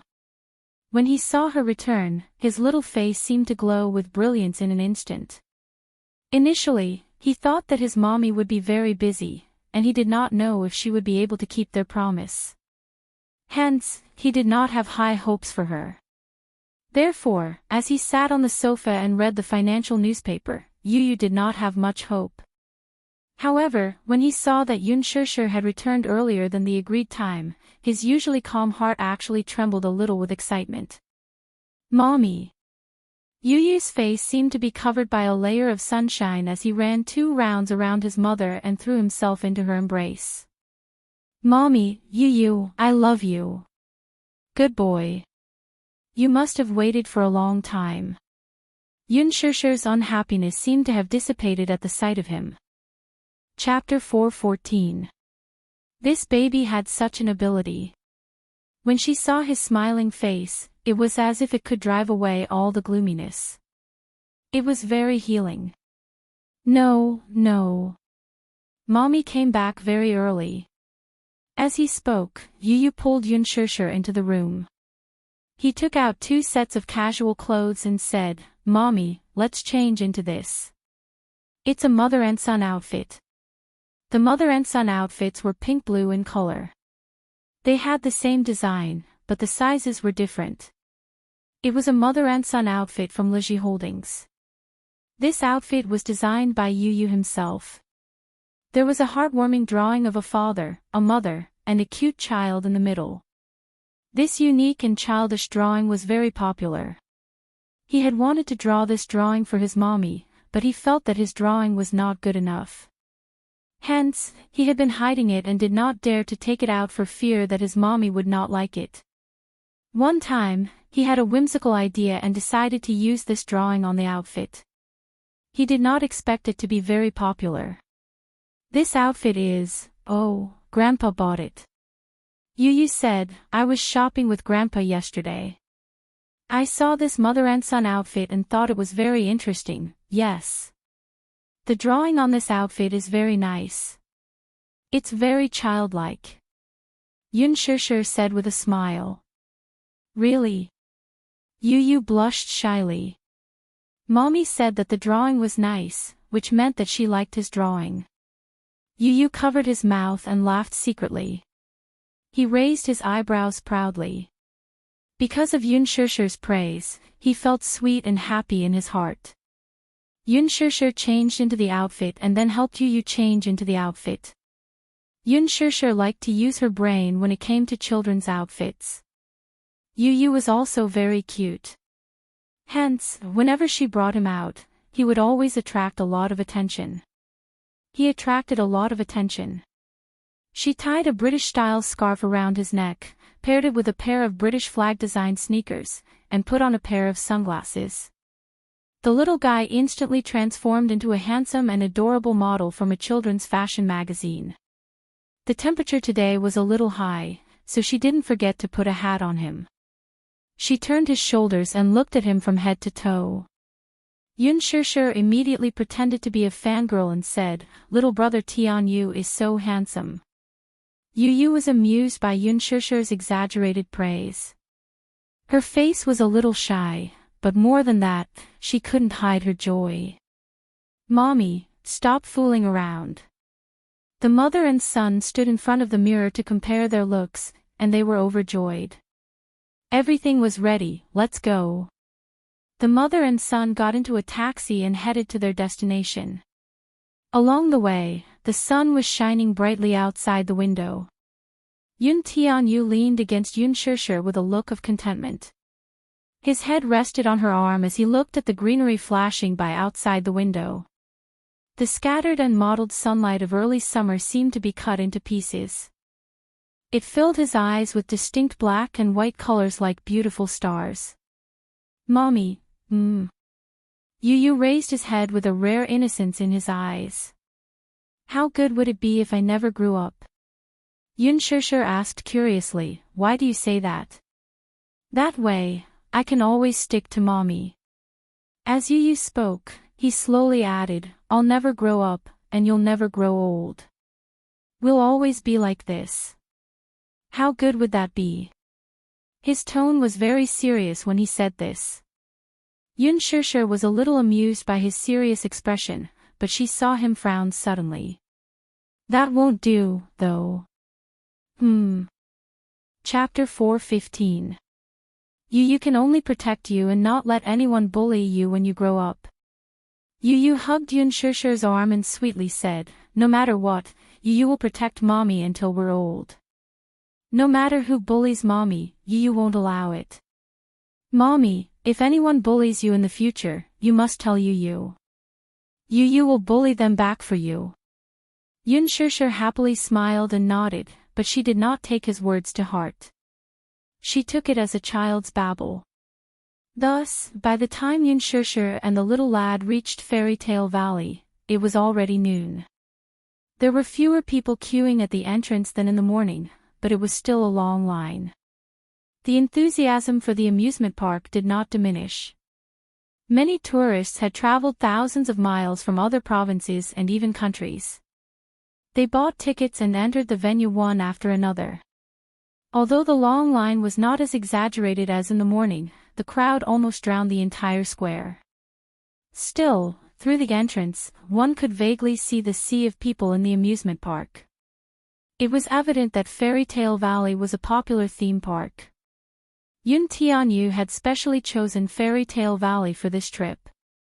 Firstly, it was rare for him to go on a trip with his mommy. He wanted to choose a place with a good reputation so that his mommy could take advantage of this rare free time to relax.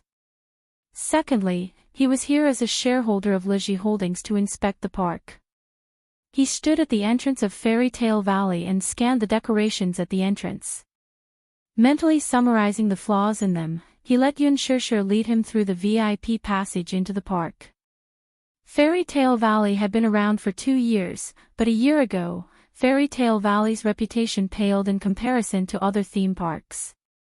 Yun Tianyu, however, believed that the business opportunities of theme parks were limitless. If they were properly developed, the profits it could bring to the company would be immeasurable. Thus, as a shareholder, he secretly observed the situation under the accompaniment of Li Hanlin. From the design of the game and the introduction of the project machine to the cooperation with N.E. Corporation, the second phase of the project was completed a few months later. Fairy Tale Valley seemed to have welcomed its rebirth and its reputation soared. Many of the projects were personally designed by him. Therefore, when he entered the park, he did not need the park guide. He closed his eyes, and a clear drawing appeared in his mind. The division of each theme area could be seen at a glance. "Mommy, let's go to Fantasy Manor to play," he suggested. "All right." Yun Shishir smiled and held his hand, walking towards Fantasy Manor with little Munchkin. However, the two people who were in high spirits did not notice the lonely and dejected figure sitting on the bench at the side. Xiao Yichen vaguely saw two familiar figures from the corner of his eye. When he looked up, Yun Shishir and little Munchkin's figures were quickly buried in the endless stream of people. A trace of confusion flashed in his eyes. He stood up and searched through the crowd. However, all he saw were unfamiliar faces. "Little brother." Xiao Yichen frowned slightly. He had a very strong telepathic connection. It was as if the child that appeared in his dream was now in the same world as him. Fantasy Manor was a theme park designed for children below the age of 8. Most of the attractions here were suitable for parents and children to play. Chapter 4:16. For example, the merry-go-round, bumper cars, and rocket towers. Yu could not forget about those high-altitude thrills and wanted to try the trapeze, but his body was not suitable for such thrills. He had a congenital heart deficiency, so he was not suitable for high-altitude thrills. Although he felt that it was a pity, he gave up on it for the sake of his health. There were many interesting activities in Fantasy Manor. After playing a few of them, the mother-son pair did not feel tired at all. It was rare for Yun Tianyu to let go of the messy thoughts in his heart and devote himself to the blissful holiday. Yun Shishir took this opportunity to take a few photos of him. The little lad was quite photogenic and had a good sense of the camera. Even if he just stood there and did nothing but smile, his fair skin and handsome face made him look like a handsome model. He was so adorable. After touring around Fantasy Manor, the mother and son duo didn't seem to be tired at all. They rested for a while on Sweetheart Street and planned to set off for the next scenic spot. Yun Shishir was afraid that the weather would be too hot, so she bought a dessert for the little guy at the dessert station. At this time, the advantage of the VIP ticket was apparent. As long as one had a VIP ticket, all expenses in the manor were free. Yun Shishir was secretly surprised. She did not know the value of these 2 VIP tickets, so she secretly praised Li Hanlin for his thoughtfulness. What she did not know, though, was that, as the biggest shareholder of Liji Holdings, these 2 VIP tickets were just a matter of a phone call to Yun Tianyu. Yu liked the mango and strawberry flavors, so Yun Shishir specially bought him a mango and strawberry two-toned ice cream for him to hold in his hands. Yu licked his lips in satisfaction. He scooped up the first mouthful of ice cream and sent it to Yun Shishir's mouth. "Ah! Mommy, you're hot," too. Thank you, baby. Yun Shishir took a bite. The ice cream was very soft and fragrant. It melted in her mouth. She raised her eyebrows in surprise and gave 2 thumbs up. It's delicious. Yu, try it too. Yu smiled with her watery eyes and took a bite as well. The soft ice cream immediately melted in her mouth, accompanied by a rich milky aroma and a sweet fruity taste. It was sweet but not greasy. With just one taste, he could tell that this ice cream was authentic. It was made with real fruits, and there was no skimping on the ingredients. He was very satisfied with this. Sure. Not far away, a faint call could be heard. Due to the hubbub of the crowd, Yun Shishir did not hear it clearly at first. She was so focused on the little lad, who was enjoying his ice cream while walking beside her, that she did not hear anyone calling her from behind. Until a woman holding a child walked up to her and patted her on the shoulder. Are you Shishir? Yun Shishir. Yun Shishir was startled. Turning around, she saw a mature and charming young woman with thick makeup on her face. Her facial features were not outstanding, but they were still considered good-looking. Shishir. It's really you. I thought I mistook you for someone else, the woman said agitatedly. Do you still recognize me? Chapter 4:17. Jiangli. Yun Shishir blurted out the name in a daze. Aya, you still remember me. Ha. It's been a long time since we last met. I didn't expect to see you here. Jiangli smiled politely and held her hand tightly, looking very affectionate. Yun Shishir's lips tugged into a smile as well. She laughed along with her friend, but she felt extremely awkward inside. Speaking of which, this Jiangli was her university classmate and also one of her desk mates. Under normal circumstances, when an old classmate met, they would be very excited, and they would even hug each other and cry. After all, they were classmates for 4 years in college, and they shared many beautiful memories of their youth. Alas, Yun Shishir was not in the least bit excited. It was because when she was in college, she was not popular. To be precise, since she was in college, she was not popular. Her classmates were just acquaintances. Except for Xiao Shui, she did not have any classmates that she could talk to. After so many years of college, she did not make any friends. One of the reasons was that she was a bit introverted at that time. She did not like to communicate with others, and did not know how to communicate with others. The communication barriers made it difficult for her to integrate into the group. However, in the eyes of others, she became a girl who was arrogant. So be it. She did not care about other people's opinions. After graduating from college, her youth came to an end.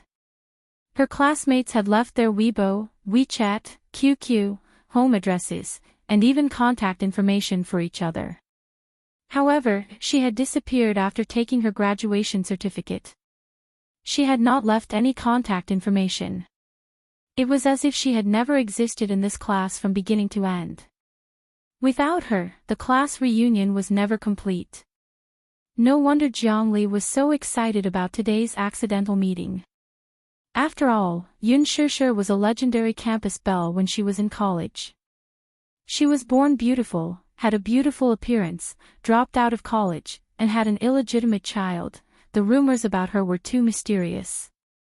Therefore, she was a mysterious figure in the history of college.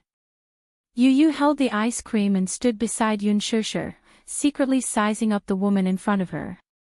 From her words, he heard that she was his mother's university classmate, but she looked a little old. If he didn't know that she was the same age as his mother, he would have thought that this woman was in her 30s. It was no wonder that Yu felt that way. After Jiangli graduated from university, she broke up with her boyfriend. Under the arrangement of her family, she hurriedly got married. Now, she was a mother of 2. She had recovered well after giving birth, but giving birth to a second child had a subtle effect on her body. Therefore, when she stood next to Yun Shishir, she looked a little old. Today, they were here to celebrate Children's Day with their eldest daughter. Jiangli carried her daughter and said, "Chan, come, call me Auntie." "Auntie." The little girl called out timidly. She was about 3 or 4 years old and looked very obedient and cute. Yun Shishir smiled faintly. "Good girl, Chan." Jiangli quickly stood beside her. At this moment, she was attracted by the little one who was sizing her up. She said with surprise in her eyes, "Wow, this child is so cute. Is he yours?" Chapter 4:18. As Yun Shishir spoke, she held Yu Yu's little hand and instructed, Yu, aren't you going to greet your auntie?" "Hello, Auntie. My name is Yu. Auntie is so classy." Yu greeted her sweetly with a bright smile on his little face. He was not afraid of stage fright at all. Oh. You're so cute. My heart is about to melt when you call me Auntie." Jiangli was a woman who liked children very much. She could not resist Yu's sweet advances. She called him adorable and leaned over to ask for a kiss from Yu. Mwah! Although Yu was unwilling to do so, he gave her face and leaned over to kiss her cheek. Jiangli beamed with joy. Yu is so cute. Shishir, you're so lucky." Yu smiled but secretly turned his back to them. He took out a handkerchief from his pocket and wiped his lips vigorously with his back facing Yun Shishir and Jiangli, d***. "It's all foundation, the perfume is so strong. If it wasn't for Mommy's sake." When he secretly wiped his mouth clean, he saw that Jiangli had already put Chan down. The little girl walked up to him and looked at him in a daze. She opened her arms and shyly asked for a kiss. Chan also wants a kiss from little brother. Yun Tianyo's perfect smile froze a little. The corners of his lips twitched, and he discreetly hid behind Yun Shishir. Chan leaned in front of him, hugged Yu's shoulders, and pretended to kiss him. No. When Jiangli was not paying attention, Yu gave her a disdainful slap on her face and coldly pushed her away. Chan was not sensible. She simply liked this handsome and cute little brother standing in front of her. When she was pushed away, she looked a little aggrieved, but she still opened her arms and pounced on Yu tightly. Thus, the two little guys ran around Yun Shishir, chasing each other around her. Jiangli smiled and said, "Your baby is so cute. How old is he?" 6 years old. Yun Shishir smiled and did not mince her words. This time, it was Jiangli's turn to be stunned. 6 years old. 6 years old. Did that mean that Yun Shishir gave birth to this child when she was 18? She became a mother's mother at 18 while she was still in college. Jiangli's estes, right? There was a rumor about you being an unmarried mother. Clearly, she was not to talk to her zzz. Jiangli nodded and cleverly did not mention it again. Since they had bumped into each other, Jiangli suggested that they go sightseeing together. Although Yun Shishir was a little reluctant, she did help her during their college days, so she could not reject her. "Will we disturb you?" Jiangli asked worriedly. "If you don't mind, let's go together. Look at my Chan. She likes your Yu a lot." She saw Chan sticking closely to Yun Tianyo's back as if she had been possessed by a fangirl. Yun Tianyu smiled, but deep down, he despised this little lass. After packing up, the four of them set off for the next scenic spot. Not far from them, Xiao Chen carried a small school bag and followed closely behind. From time to time, he would raise his wrist. On his wrist was the smartwatch that Yun Shishir had bought for her as a birthday present yesterday. Chapter 4:19. This watch had a GPS function. If two identical watches were less than 100 meters apart, they could locate each other through Bluetooth. Coincidentally, Yun Tianyu was wearing the same watch today. Also, he forgot to turn off the Bluetooth function when he was testing it. Xiao Yichen followed the blinking dot on the watch's display screen. Mommy, look, there are so many people there. Yu pointed to a spot not far away. It was crowded with tourists and looked very lively. Yun Shishir looked in the direction he was pointing and saw a sea of people. There are so many people. It looks so lively. It must be an interesting game. Let's go and take a look. Yu said coquettishly. Yun Shishir gave her permission. Mommy, Yu wants a hug. Yu opened his arms in front of her and requested softly. The sun was a little hot now, and the little guy could not stand the heat. Besides, he had walked for a long time. Besides, he had to carry his small school bag by himself. It was no wonder he was tired now. Hence, Yun Shishir squatted down, carried Yu in her arms, and rushed toward the lively place. Jiangli was sitting on a bench and sending a WeChat message. She shared the photos she had taken during the game with her friends and quickly received many likes and comments. She did not have many hobbies and only liked to browse Weibo and her friend circle. Soon, the university's alumni group was in an uproar. Someone saw her and said, "That woman looks so familiar." Someone quickly chimed in, "She looks like that Yun Shishir from our class." Yun Shishir. Is she the campus belle from our class? She took her graduation certificate and left without leaving any contact information. She just disappeared without a trace. We haven't heard from her for 6 years. For the past 6 years, Yun Shishir's class would organize an annual class reunion. However, because no one had any news about Yun Shishir, the reunion was never a success. The class leader felt very regretful about this. Jiangli, are you with her? Tell us, is that person Yun Shishir? Jiangli hugged her phone and quickly replied, yes, yes. Today, we met by chance in Fairy Tale Valley. I was the first to recognize her. It's been a long time since we last met, but she still remembers my name. After all, we've been deskmates for more than a year, so he still has an impression of me. Also, I'm not that aloof anymore. We're playing together now. Are you serious? When we were still in school, she always gave me the cold shoulder when I talked to her. Jiangli quickly replied, no way. She's very gentle when she talks to me. She doesn't put on airs at all. You're her deskmate, so at least you have feelings for her. We're different. She's always cold to us. At this time, the class leader suddenly appeared excitedly, oh my god. Yun Shishir. She disappeared for so long. I didn't expect you to catch her in the flesh. Jiangli smiled. Beside her, Qian tugged at her sleeve and said coquettishly, Mommy, don't play with your phone all the time. Let's go play there. Let's go play there. Chapter 420. Yun Shishir and Yun Tianyu plunged into the crowd. Who knew what kind of fun game they were playing? Jiangli, on the other hand, was still playing with her phone at the same spot, ignoring her. How could she not be anxious? Jiangli put down her phone for the time being and brought Qian to where Yun Shishir was. This place was called Happiness Street, and there were many games. Yun Shishir and Yun Tianyu were in front of a basketball machine. There was a long queue in front of the basketball machine. Most of these games were as simple as they could get.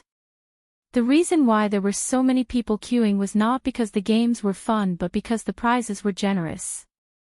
There were dolls, pillows, Leji's hottish toys, and even Leji's out-of-print robots. Yu had his eyes on one of the prizes. It was a pair of cute dolls that looked very similar to the ones Yun Shishir gave him when he was young. Yu did not particularly like to play with toys, but perhaps he was still a child by nature and could not resist cute dolls.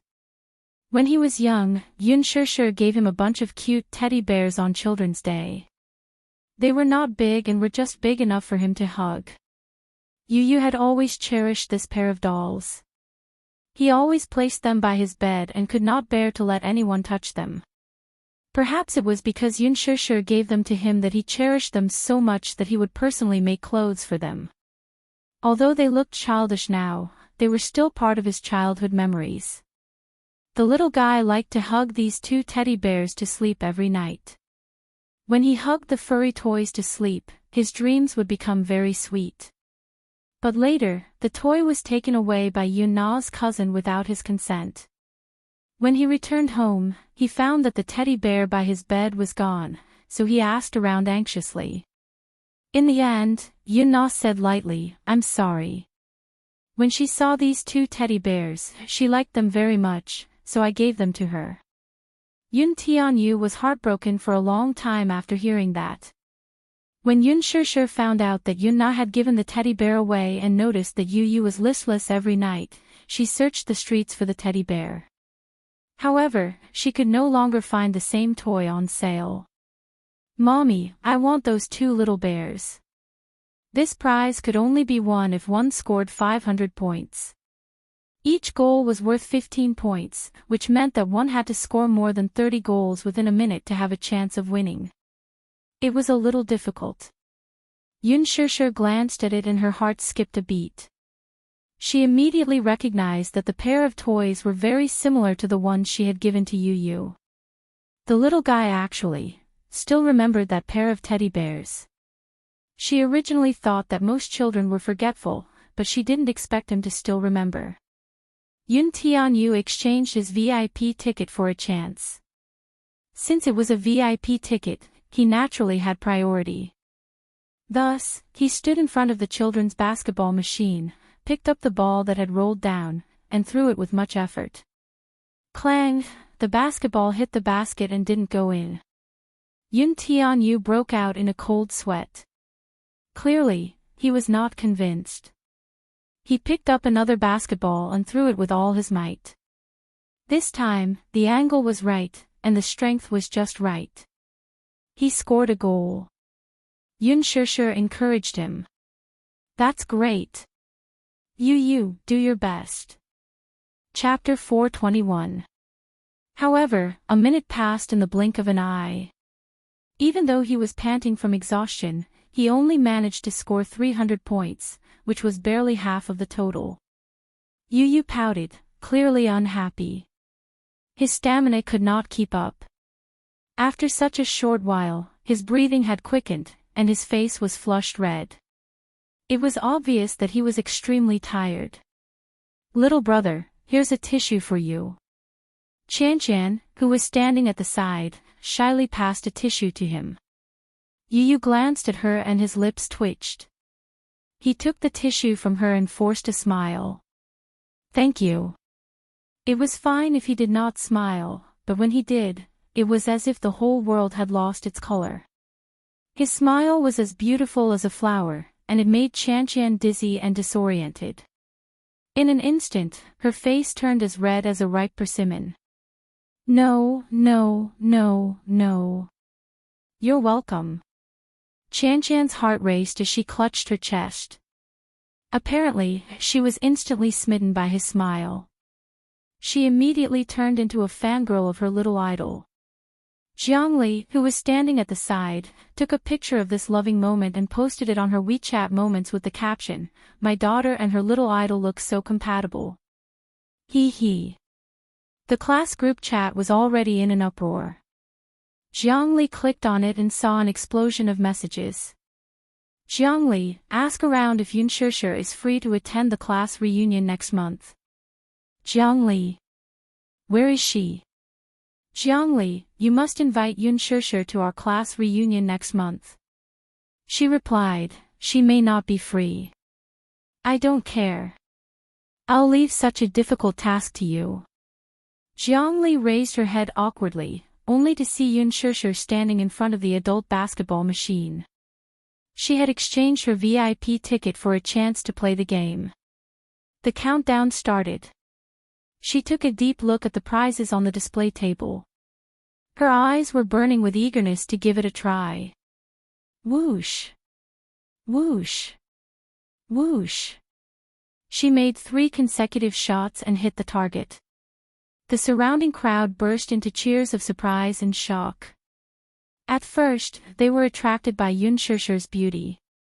She was young, elegant and refined. Moreover, she was a young mother with the temperament of a star. Even though she was wearing a simple mother and son outfit, her temperament was outstanding and eye-catching. However, she did not expect that when it came to shooting, she would not lose to men. Looking at her skinny figure, thin arms, and slender waist, she looked weak. After all, shooting was a physical exercise. Who would have thought that she would be able to hit every shot? However, what they didn't know was that Yun Shishir was a member of the girls' basketball team when she was in junior high school. Therefore, games like shooting baskets weren't too difficult for her. But even if his shooting skills were good, after a minute of continuous shooting, his arms gradually became sore, as if they were filled with lead. At the end of the game, he had a total of 495 points, 5 points short. Yun Shishir's expression was extremely ugly. While feeling sorry for her, Yun Tianyu frowned in heartache and hurriedly passed her a bottle of mineral water. "Mommy, drink some water and rest for a while." "Yes. I'll play again later." Yun Shishir was unwilling to admit defeat. She took a big gulp of the mineral water and planned to play again later. "Forget it, Mommy. I don't want that toy anymore."